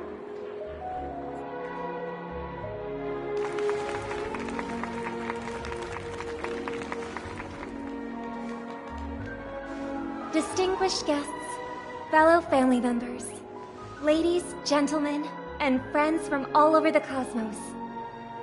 It's a pleasure to join you all in celebrating the grandest ceremony of the Amber Era, the Charmony Festival. Firstly, on behalf of the Penacony family's 5 major lineages, and on behalf of myself, I'd like to extend a warm welcome to all our guests.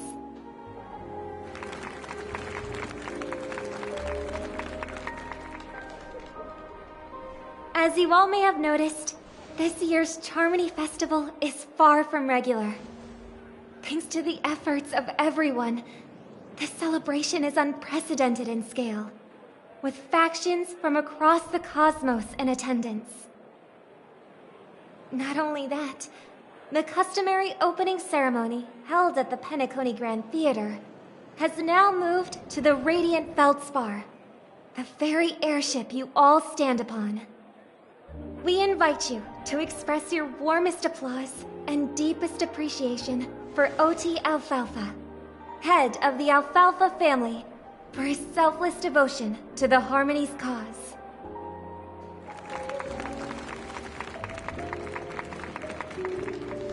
What makes this festival so uniquely significant? As is widely known, the Radiant Feldspar had to halt its voyage due to an anomaly in the Sweet Dream, sparking widespread discussion in the 12 Hours.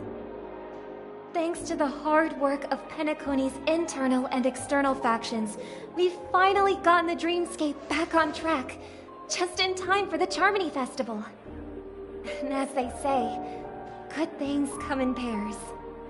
The Charmony Festival not only celebrates this achievement, but also marks the relaunch of the Radiant Feldspar.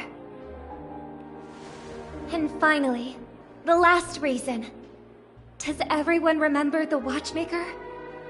In truth, the family has poured their efforts into this festival just to commemorate this legendary luminary.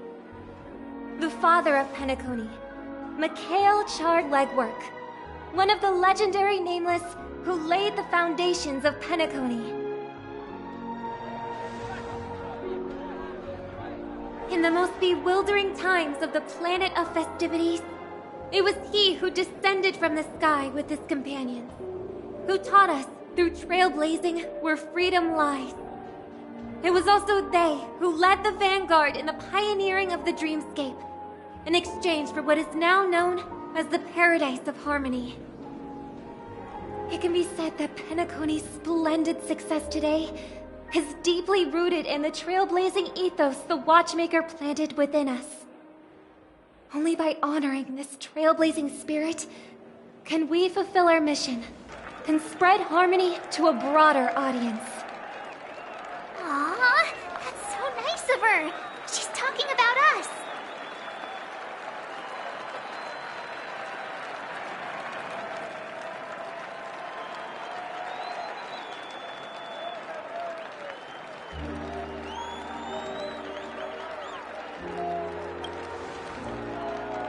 Oh, come on. It doesn't matter if she's talking about the old or new generation. We're all still part of the Astral Express family. And now, the sweet dream is back on track. All thanks to the Trailblaze, of course. If it weren't for everyone on the Astral Express, we wouldn't be able to successfully host this Charmony Festival. Thus, with unanimous consent from the 5 major lineages, Penacony's family, on behalf of all family members throughout the cosmos, offer a token of appreciation to the Nameless. Oh, I wonder if it's gonna be a big one. We will transfer ownership of the Radiant Feldspar to the Astral Express. A meager appreciation that we hope you will accept with grace. Let us give our applause and cheers to these brave and dauntless Nameless. Nameless! Nameless! Nameless! And now, I propose a toast. To harmony, to the Trailblaze, to the future of Penacony and the universe, and to the generous Alfalfa family head, Mr. O.T. Alfalfa. Cheers! Cheers!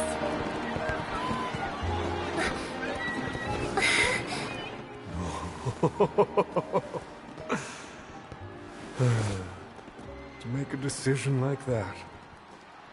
This little bird is no less capable than her brother. All's well that ends well. Right. But have you forgotten someone, my gray-haired friend? I put a bomb on this ship. You have 10 minutes to find it. Better hurry. When did this get shoved into my hands? There are still so many bombs. Now's not the time for plot twists. I can't handle this alone.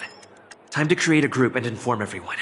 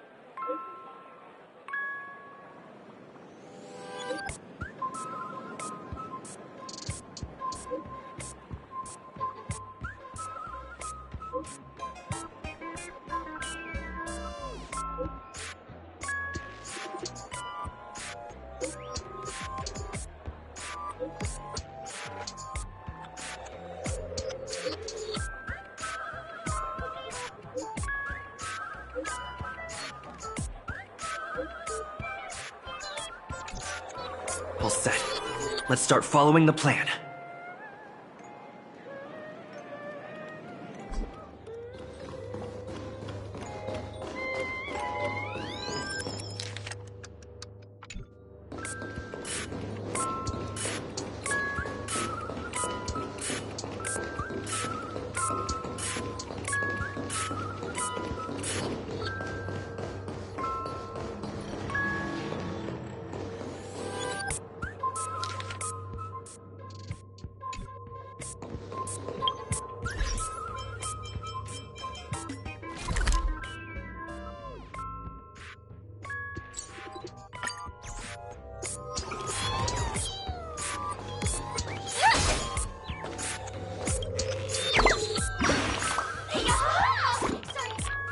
What?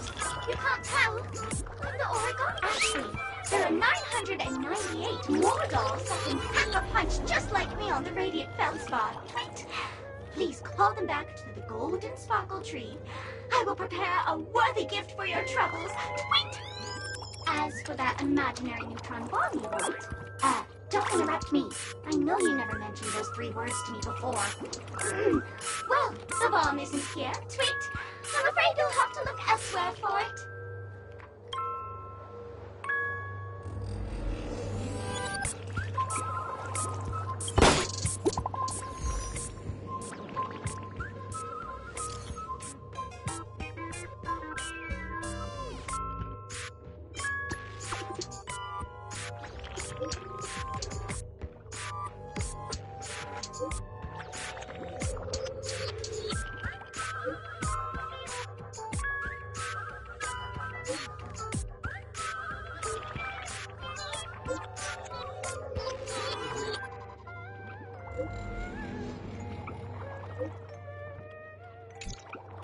At least I made some progress. Gotta keep working at it.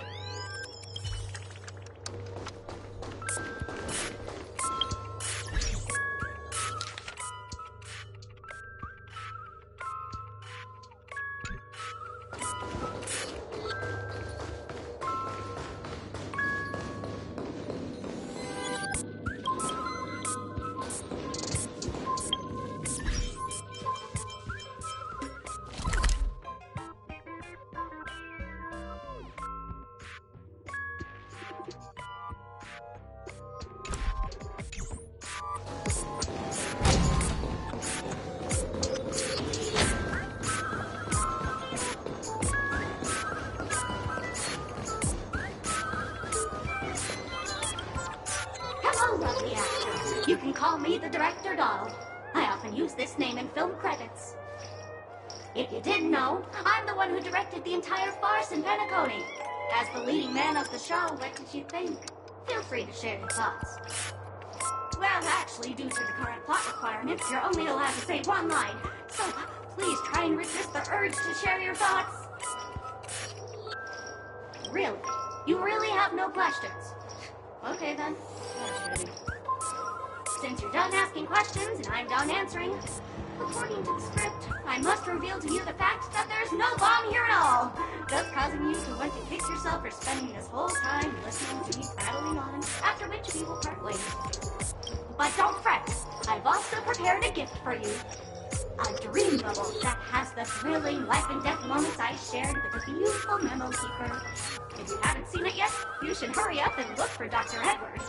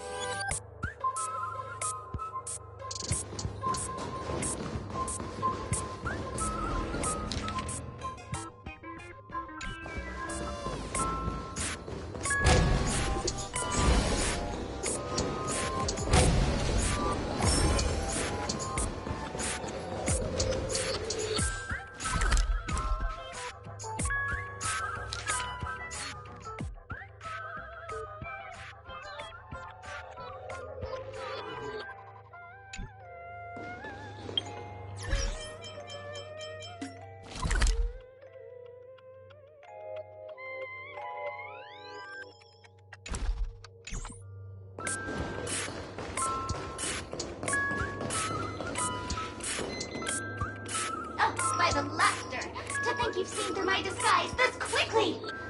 Honestly, my dear Mr. Gray Hair, you're just like that ferocious pangolin in Madame Susan's bedroom. Oh, my. Your acting prowess is almost on par with Miss Sparkle, but you still can't fool me. I'm on to you. You're here because you accepted bribes from the duplicitous and corrupt leader of that Sparkle gang. The scoundrel who wants to become mayor of Sparkle City. Blazing Bro! This evil city has fallen into depravity. As the sheriff doll, I cannot idly stand by and do nothing. And now, only this imaginary neutron bomb can completely cleanse Sparkle City of your ilk. If you wish to defeat me, you'll have to face off against the Great Sparkle's dogs. They're my fiercely loyal companions, and you'll never defeat them.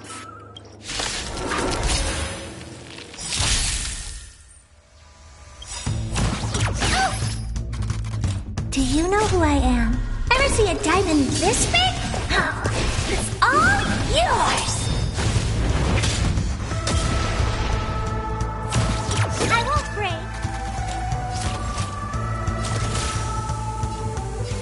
Prime detonates! Like fireflies to a flame. Life, I will fight for myself. Until everything burns to ashes! Live to fight! Fight to live! The mood is set just right. Let the show begin!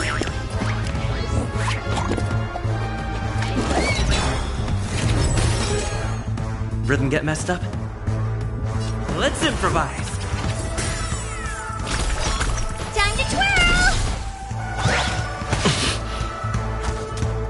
You must be honored to meet me. Maybe you can keep it down?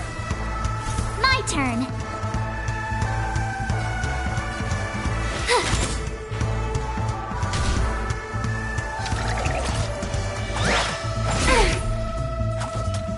Try that again!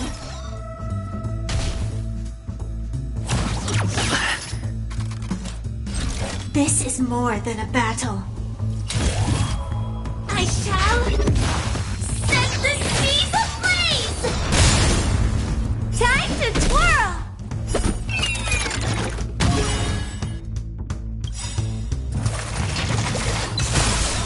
Gotta try hard sometimes. Check out this awesome move.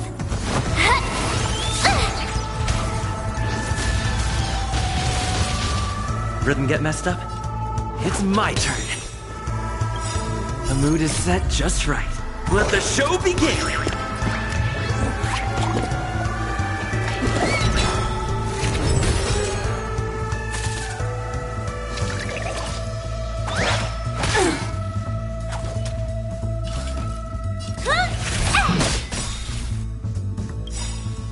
Do you know who I am? Ever see a diamond this big? It's all yours!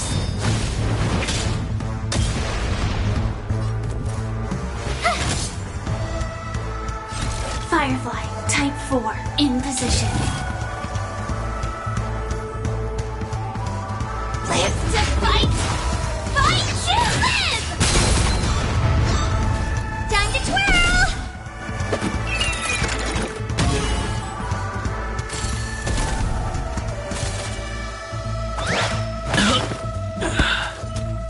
Sam Ingratiated! What are you looking at? You have the worst luck running it. I don't want to be alone. Joining the battle. Executing attack! Like fireflies to a flame, I will fight for myself. Until everything burns to ashes! Time to twirl! Maybe you can keep it down?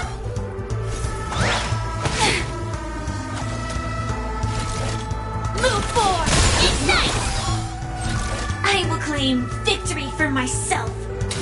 I shall set the seas ablaze!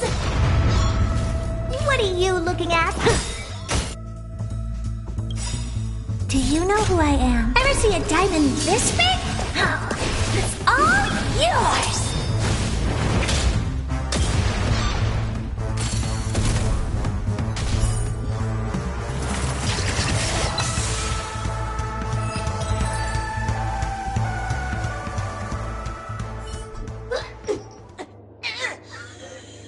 To think I was defeated by the despicable underling of Lace and Bro.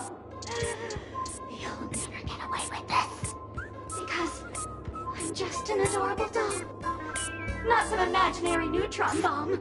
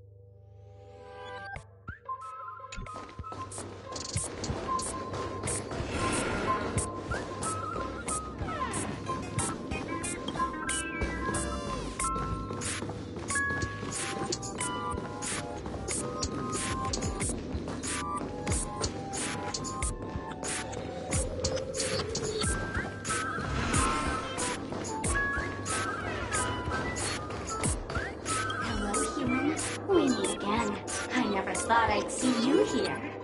I'm currently on this luxury cruise ship enjoying Penacony's consumer-friendly sugar-coated cannonballs. What about you? Are you just seeing the sights? Bomb? Gosh, I'm not a bomb. I'm a heliobus, originally from the Lafu's Fixtural Garden. I'm passionate about researching Xianzhou's subcultures, but I've slowly come to realize that Xianzhou subcultures also have their limits. I forgot what happened. But anyway, I ended up in Penacony. I wanted to study a subculture that is completely different from the Xianzhou. And boy, it's really been an eye-opening experience. That is, if I had eyes. I've come to realize the people here don't treat subcultures as actual culture. They call them memes. Yes, meme, that's it. They even have forms. I'm good friends with a meme with sharp teeth and claws. It's very interested in the Xianzhou Videodera culture. I gave it a Xianzhou name, and it was delighted. Oh, speaking of which, I should go and look for it. Mimi the monster has an explosive temper, and it's never been very patient. I hope you can find a real sugar-coated cannonball, I mean bomb. Bye-bye!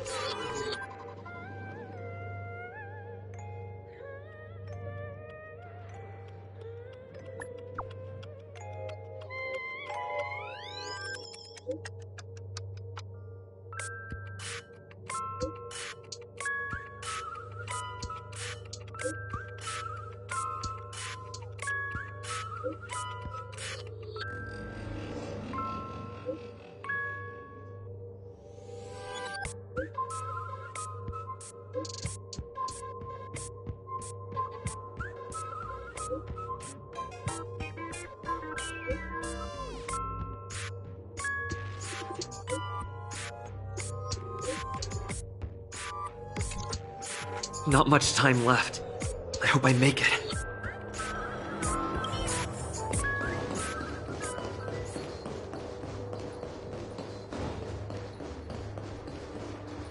Is that Firefly?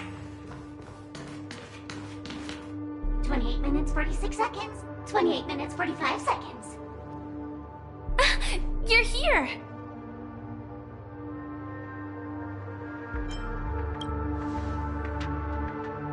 The masked fools? So this really was their doing. Since you're here, I'll just keep it short. Just over half an hour ago, I received a message from an unknown sender and rushed here as soon as I could. 27 minutes, 52 seconds. 27 minutes, 51 seconds. The Sweet Dream has lost the protection of the Order. If it were to blow up here, the consequences would be unfathomable. I've scrutinized it for a long time, but the bomb's design is incredibly unique, as if it's been locked by some mysterious path force. Apart from its creator, I fear no one knows how to deactivate it.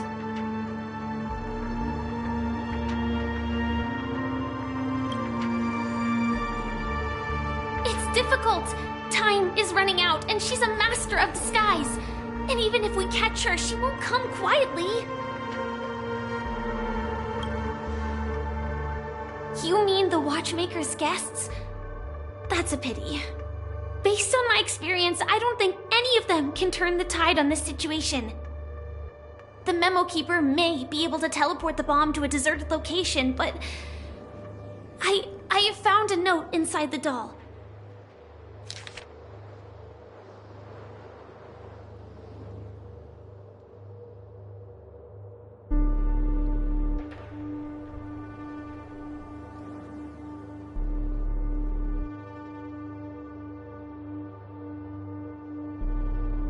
I don't know what grudges they have, but this path is a dead end, too.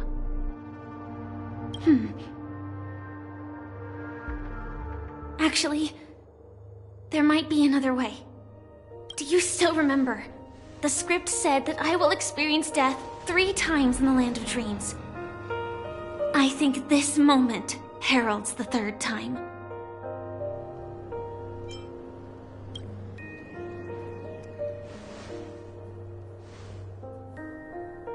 You may already know that I have no way of evoking dreams. I employ a Stellaron Hunter's special method in order to enter dreams instead. This allows me to perform feats that typical dream chasers can't. As long as I can bear the pain of the Memoria pressure, I'll be able to dive into the primal memory zone beyond the dream and extend a lifeline to the Radiant Feldspar. I will take this bomb into the depths of the dreamscape, as deep as possible where there are no living souls around. That way, at least no one will get hurt.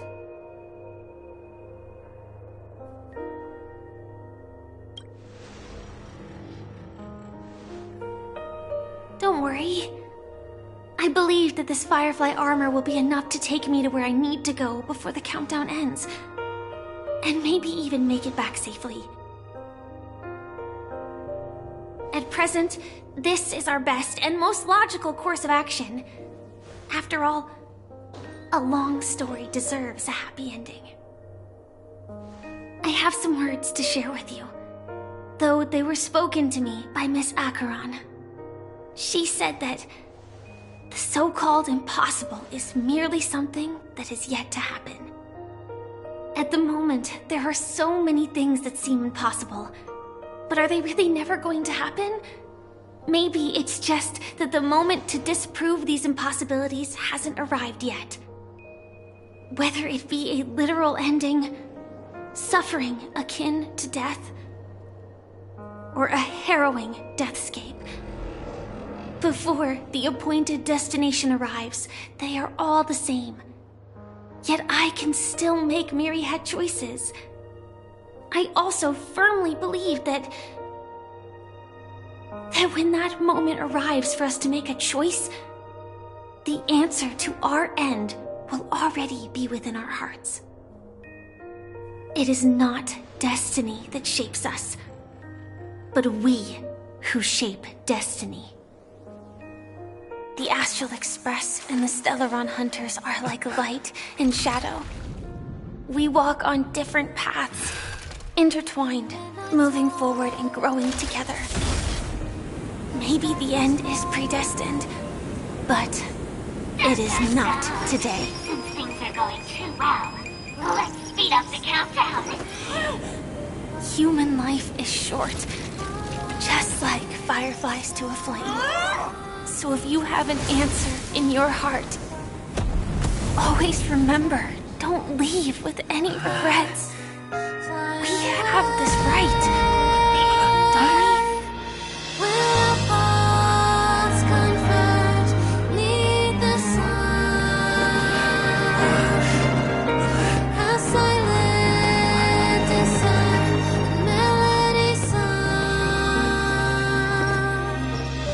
Since you care so much about other people's safety, why don't you go take a closer look?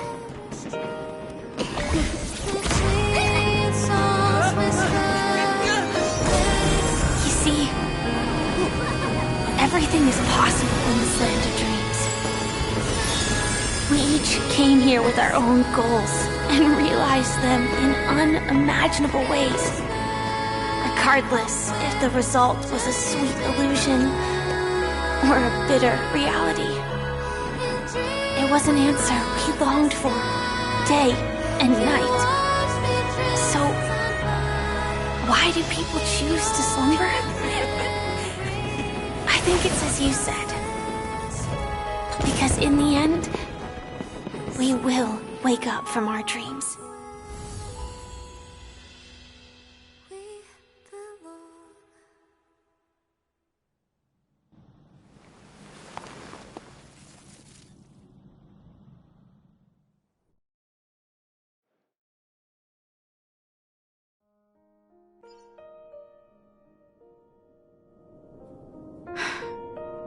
When I arrived, I happened to see a child holding it. He said the flowers were prepared by Aunt Jessie for the watchmaker and the war comrade he'd missed his whole life. Mikhail would place 2 bunches of flowers here year after year. And after he left, it became 3. Your wishes will always be remembered by someone. Now, Penacony, as you hoped, has welcomed the dawn after a long, dark night. The path forward may not be a bed of roses, but at least people are prepared to step forth towards freedom. Tiernan, you can go home now. While the Nameless are also preparing for the next stop of their voyage.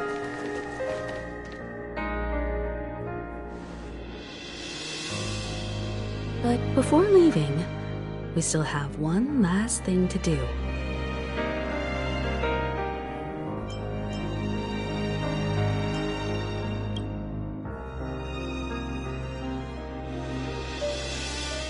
Looks like you've also noticed that history fictionologist is nowhere to be found in Penacony, disappearing just as quietly as when he first showed up.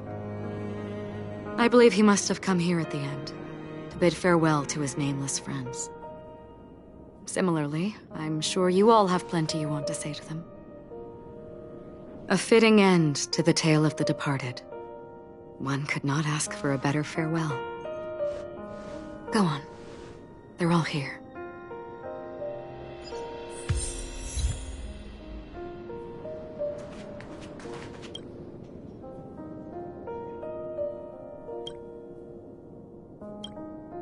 Honestly, when I heard the conductor's request, I was pretty surprised.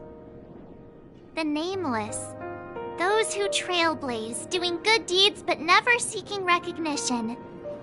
After all this time, how would we even find those 3 people in such a vast place like Penacony?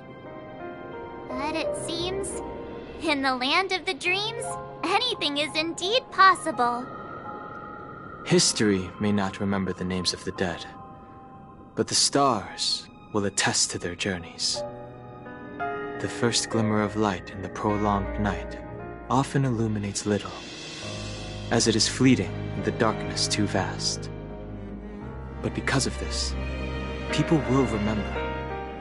As long as something shines in the night sky, then when the first star falls, countless more will follow, streaking across the horizon. Brooklyn Tiernan, Rosalina J. and Estella, we raise a toast to you, trailblazers of the Silver Rail. A toast to history that no longer remains silent. The passionate and courageous pursuit, and a voyage that traverses the stars.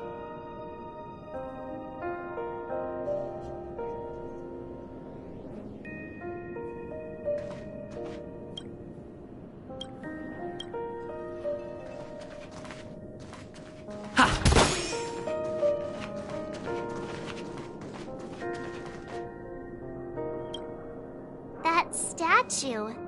It wasn't here last time. Looks like this is the last riddle that Mr. Gallagher left for us. In the end, we still failed to figure out his true identity, or if he was even a living person. What should I say? I mean, this guy is definitely a history fictionologist, all right. I'm suddenly reminded of the time at the theme park when he said he was only 13 years old. Could that have meant something too? Either way, he's an enigmatic character for sure. At least our journey together in Penacony was real enough. And his loyalty and love for this land must have been real too, right? Gallagher, we raise a toast to you, the slumbering hound. To the festival's invitation, to all lies and the singular truth. If we ever meet again, please don't talk in riddles.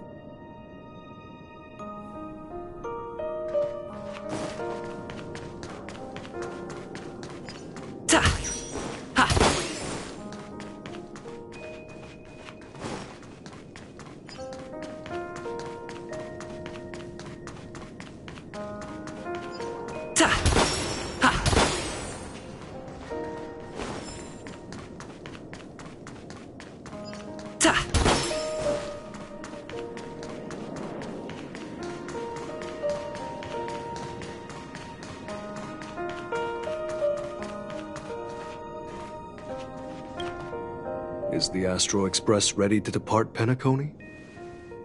Apologies, Mr. Mika, that we are only now bidding you farewell.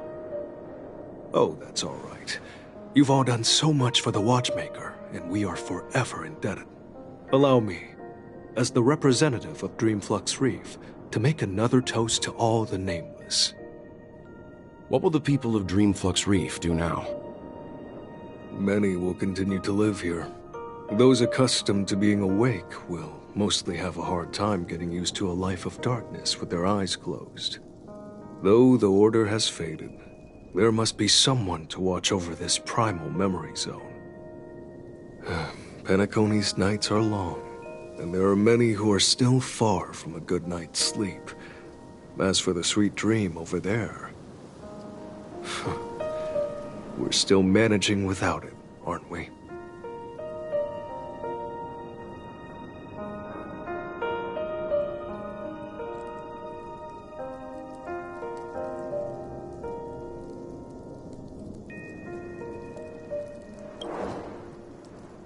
Mika and residents of Dreamflux Reef, we raise a toast to you, watchers of the long dream. To your tenacity throughout time, to each sorrowful night, and to the dawn that is finally upon us.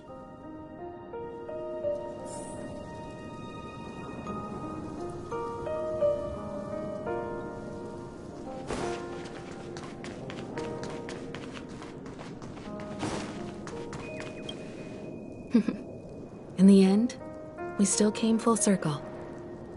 This trailblazing expedition started from the moment you and a bellboy ran into each other. After going on a journey of many twists and turns, they still ended up where they started. Just like a clock's hands that turn round and round, the start and end of each day will always land on 12 o'clock, the advent of time moving forward. There shouldn't be much left to say. This entire adventure started because of you, and should naturally end with you. And then, a new page will be turned. Mikhail Char Legwork, we raise a toast to you, watchmaker of the land of the dreams, nameless of the Astral Express. To Penacony's past, present, future, and the child's unwavering dream unto death. With that, our duty as Nameless should be complete, right? The trailblaze can illuminate the way. But ultimately, the future of a world belongs to those who live in it.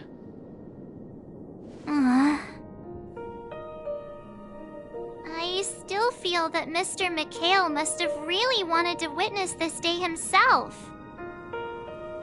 What's on your mind, March?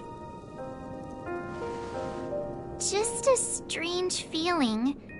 I had it a few stops ago, but it's super strong this time. Why not talk about it? Maybe everyone's thinking the same thing.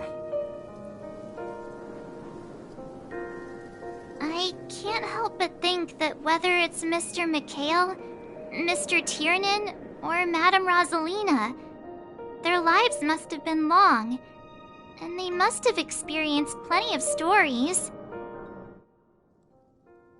They were also young once, stumbling and bumbling around just like us. Getting into scraps and mischief, that sort of stuff. Companions, enemies, journeys, adventures, all the sad and happy memories. The everyday that we're used to, they've lived through them too. But those things are all in the past.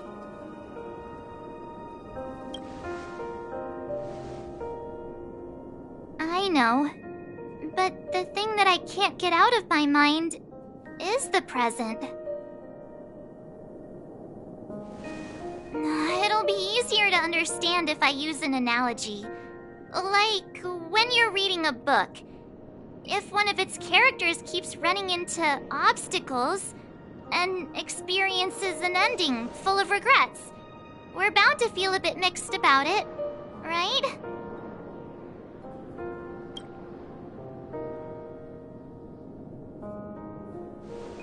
Because we've seen every nook and cranny of their lives, we see these people as special. So, even if there are parts of it that aren't really realistic nor logical, we still hope that their story gets a good ending when it comes. But what if they and we aren't really that special? When Mr. Mikhail sat in this chair, waiting for the Astral Express to arrive every day, what was he thinking? And if, at the end of his life, he could still firmly say he had no regrets, then what is this regret we feel in our hearts right now? I think each and every one of us is searching for the answer to this very question. The universe is vast, and our lives are but specks. The trailblaze never ends, but against the backdrop of the cosmos, the average person's lifelong journey is merely a short stretch. But it is in this minuscule distance that paths cross and countless worlds connect. The universe may not remember every person who leaves a tie along the silver rail, but we will.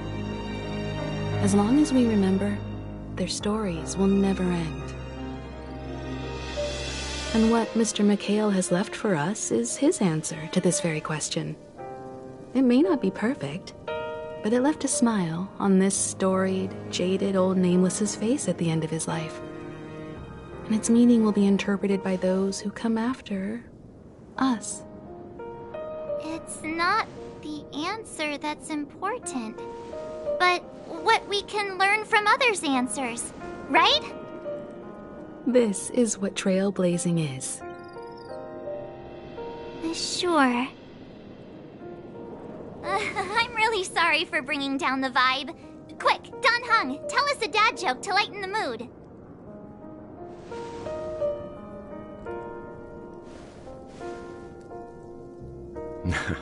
It's never a bad thing to reflect. One day, we'll all have to face our own farewells. But before that, we still have a long way ahead of us together.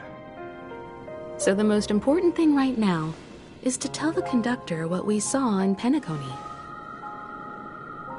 Then prepare ourselves for our next trailblazing destination. I should get back to the Express. Or maybe I could say my final goodbye to Acheron.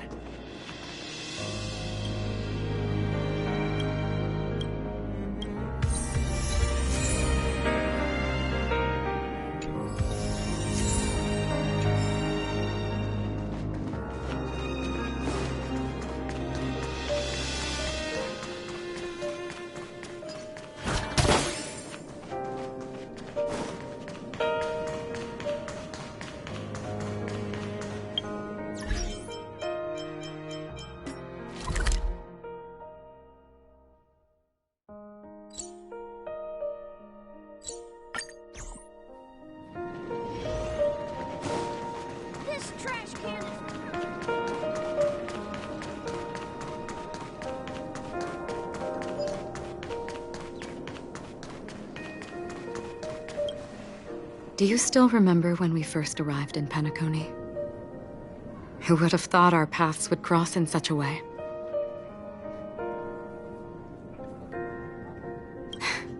Come to think of it, I didn't even get a chance to formally introduce myself. Simply put, I'm a self-annihilator who was cursed by the Nihility. My hometown was destroyed a long time ago, and the whole world was erased beneath their shadow.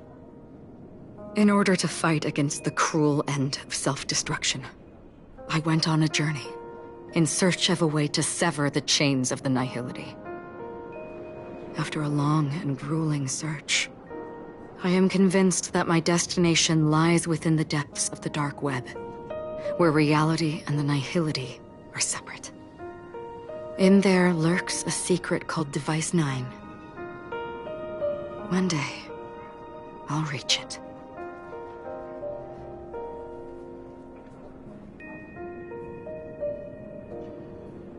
The ocean of stars is vast, and given our destinations, I'm afraid our paths may not cross again. But the trailblazing expedition ahead is always full of unknowns, and my blade is sharp enough to sever fate. As long as we maintain our original resolve, I believe there will come a day where we will meet again.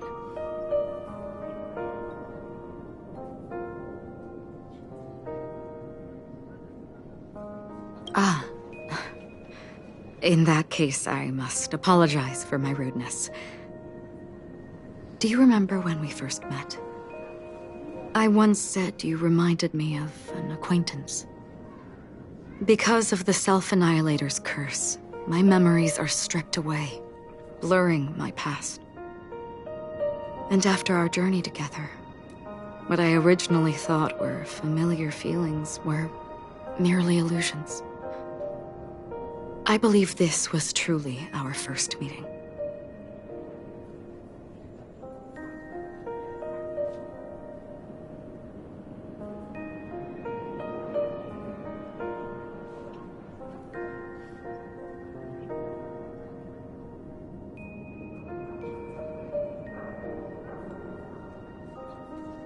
What do you mean? It's improbable that you've crossed paths with my past self. What I mean is, there is nothing left to retrace there. Only Nihility.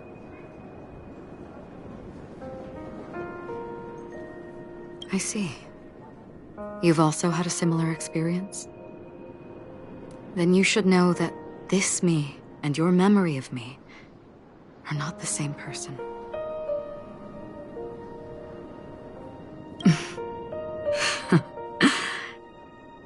Long ago, I too was like you, with irreplaceable companions. We also embarked on journeys, making the best choices we could, whenever we could. Unfortunately, we didn't achieve the outcome we wanted. But moments like this make me feel like they never even left. In this universe, there exist countless worlds that are similar yet different, and countless people who are alike yet distinct. I too have wandered alone, encountering acquaintances on strange worlds, seeing their silhouettes overlap with my past. In your opinion, what does this déjà vu mean?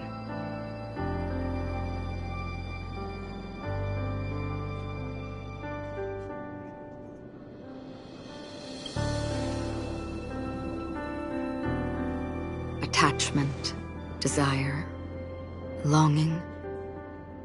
They may all be right, but they are all incomplete. I believe it's not something external, but something that originates within us. An emotion that traverses time from a certain moment of our past to reach us. Perhaps it's a source of warmth and happiness, or maybe it brings pain and sorrow. Each time we reminisce on our past, we always seem to notice a tiny but unforgettable instant that we left behind us, along with certain other things that remain constant throughout. That is a summary of our lives, encapsulating everything about us in these moments. Proof of our shared path. Within them, we glimpse our own essence, and thus, we truly exist. Just like everyone in this story, hurtling onwards along the path of destiny with passion and courage for the things that breathe meaning into their lives. Set forth on your voyage without hesitation, Nameless, on the path of the Trailblaze. Even if the ending has been predetermined, that's fine. There are countless things that humans cannot change. But before that, on the road towards the end, there are still many things that we can do. And because of this, the end will thus reveal a completely different meaning.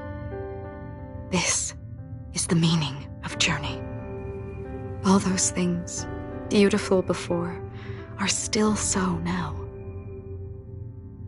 And I believe it will still bloom at the end of the nihility, until we meet again beneath the sun's rays.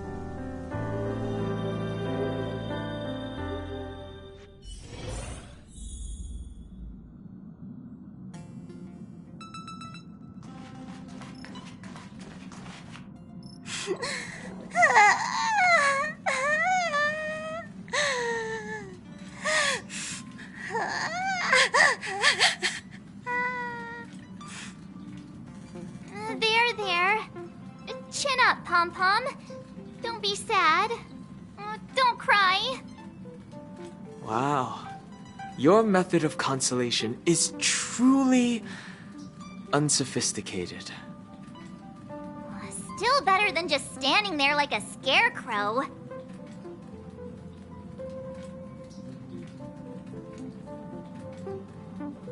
Oh, hey! You're finally back! We told Pom-Pom all about our adventure, and they suddenly started crying. I've never seen Pom-Pom so sad before. The conductor never cries. Pom-Pom is never sad. Pom-Pom is just angry. Yeah, angry. No matter where the express stops, you lot Rainbow. Completely ignored. If you carry on like this, the Express is gonna run out of fuel. That's right. Pop-Pop is just angry. It's not because of Misha, Tiernan, Rosalina, and the rest.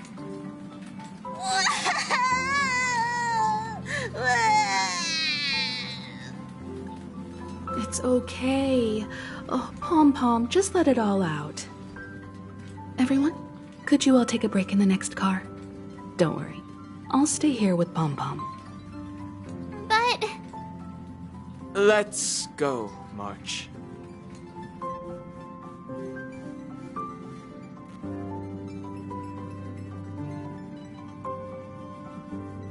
It's okay. Oh, Pom-Pom, just let it all out.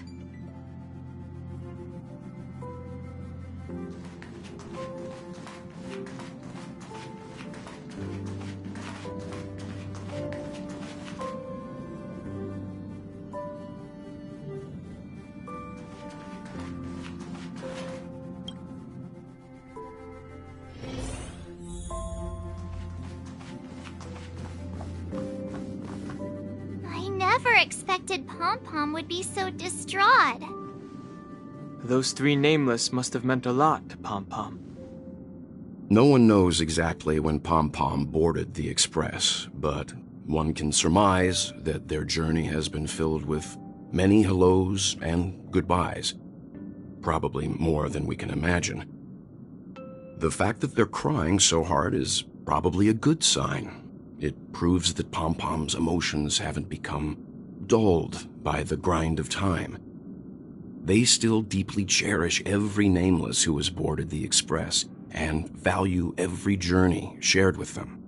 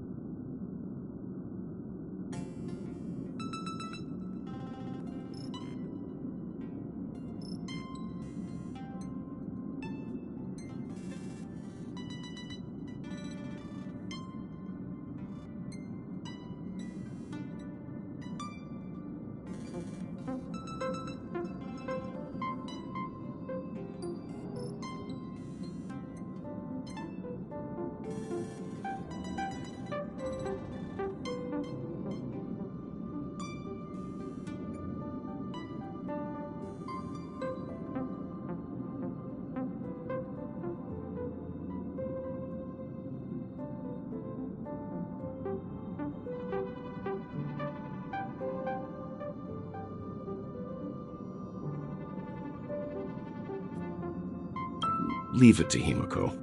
When it comes to comforting, there's no one better on the Express.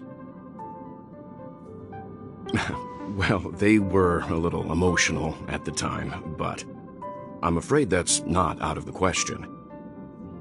Since you joined us, the Express has stayed longer than anticipated at every stop along the way, and to ensure that everyone always makes it back on board, Pom-Pom has had no choice but to delay the warp jump schedule.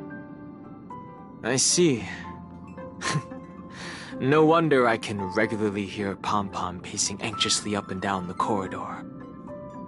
Turns out Pom-Pom's been silently putting in a lot of work for us. Wow. Different from typical vehicles, the Astral Express converts every trailblaze into the energy it needs to run. Ideally, as long as trailblazing expeditions continue without interruption, the Express will receive a constant flow of energy, much like a perpetual motion machine. But, because of our previous encounters, fuel is being used up much faster than expected. We can probably only pull off 2 more warp jumps at most. Only 2 more? Isn't that super risky? Oh, I don't want to become an ice cube floating around in space again.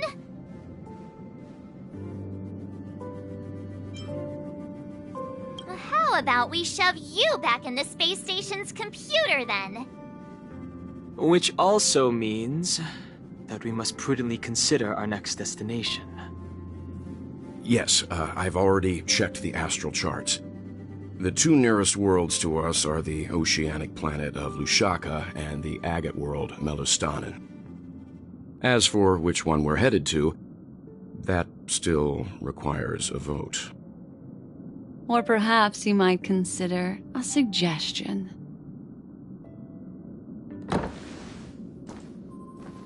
Everyone, we meet again.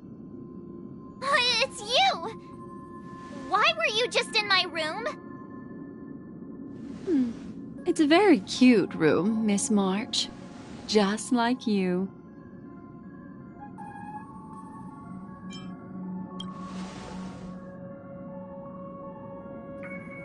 Memo Keeper, let's put aside how you managed to sneak past everyone and board the Express for now. You mentioned a suggestion. I accidentally overheard how the Express obtains fuel. I just wanted to chat with everyone to see if we could work together. But now, it appears my suggestion could be the very lifeline that saves everyone. Please speak candidly. Depending on what you say, we could very well ask you to disembark. Ah, the Permanence's descendant. What a charming little dragon, especially with those mired memories of yours. But I digress. If the Astral Express is in urgent need of a special trailblazing expedition to recharge its engine, have you all considered this? Perhaps your destination could be a world that even the renowned Akivili never reached. Should you be able to lay down a new stretch of silver rail, the Express may never have to worry about energy ever again. Trailblazing to a world that even Akivili has never been to? Is that possible? Continue, Memo Keeper. This destination of which you speak, what sort of world is it? A world that many across the universe don't even know exists. A world hidden away from outside observation. Its presence only revealed by the light from the mirror of the Garden of Recollection. A world fettered by 3 paths, its destiny hanging in the balance. The Eternal Land, Amphorius.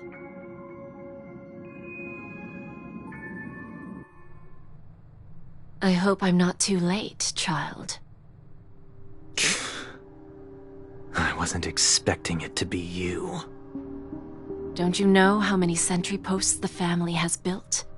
And how hard it is to get you out of here? Looks like my time's up. What do you mean? What time? Negotiation, interrogation, or death. My fate lies entirely in your hands, Lady Bonajade. The dance is done. Why bother with the compassionate pretense and give someone who's about to die the chance to talk?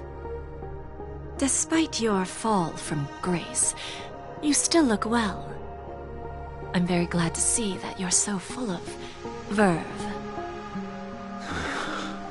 Do not insult my pride with half-veiled sarcasm. Have you specially come to see me just to sate your vile vanity? Oh, of course not. I merely came to fulfill your younger sister's wishes. To offer you a generous trade. That is, if you're willing to accept. Robin? To build a true haven where everyone can attain peace. That's the oath between you siblings, isn't it? If I told you there was still a chance to realize this vow, would you be willing to talk to me then?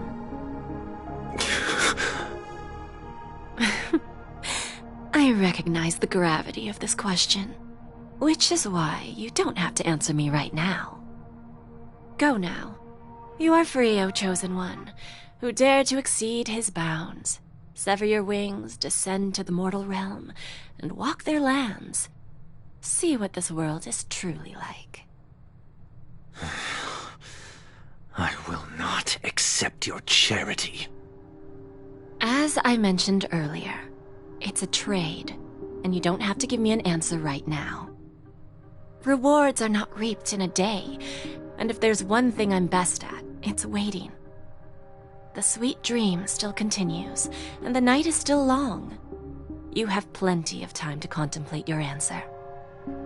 A word of advice for you before we part ways. A word of warning from someone who's been in your shoes before. Life is too short to miss out on golden opportunities.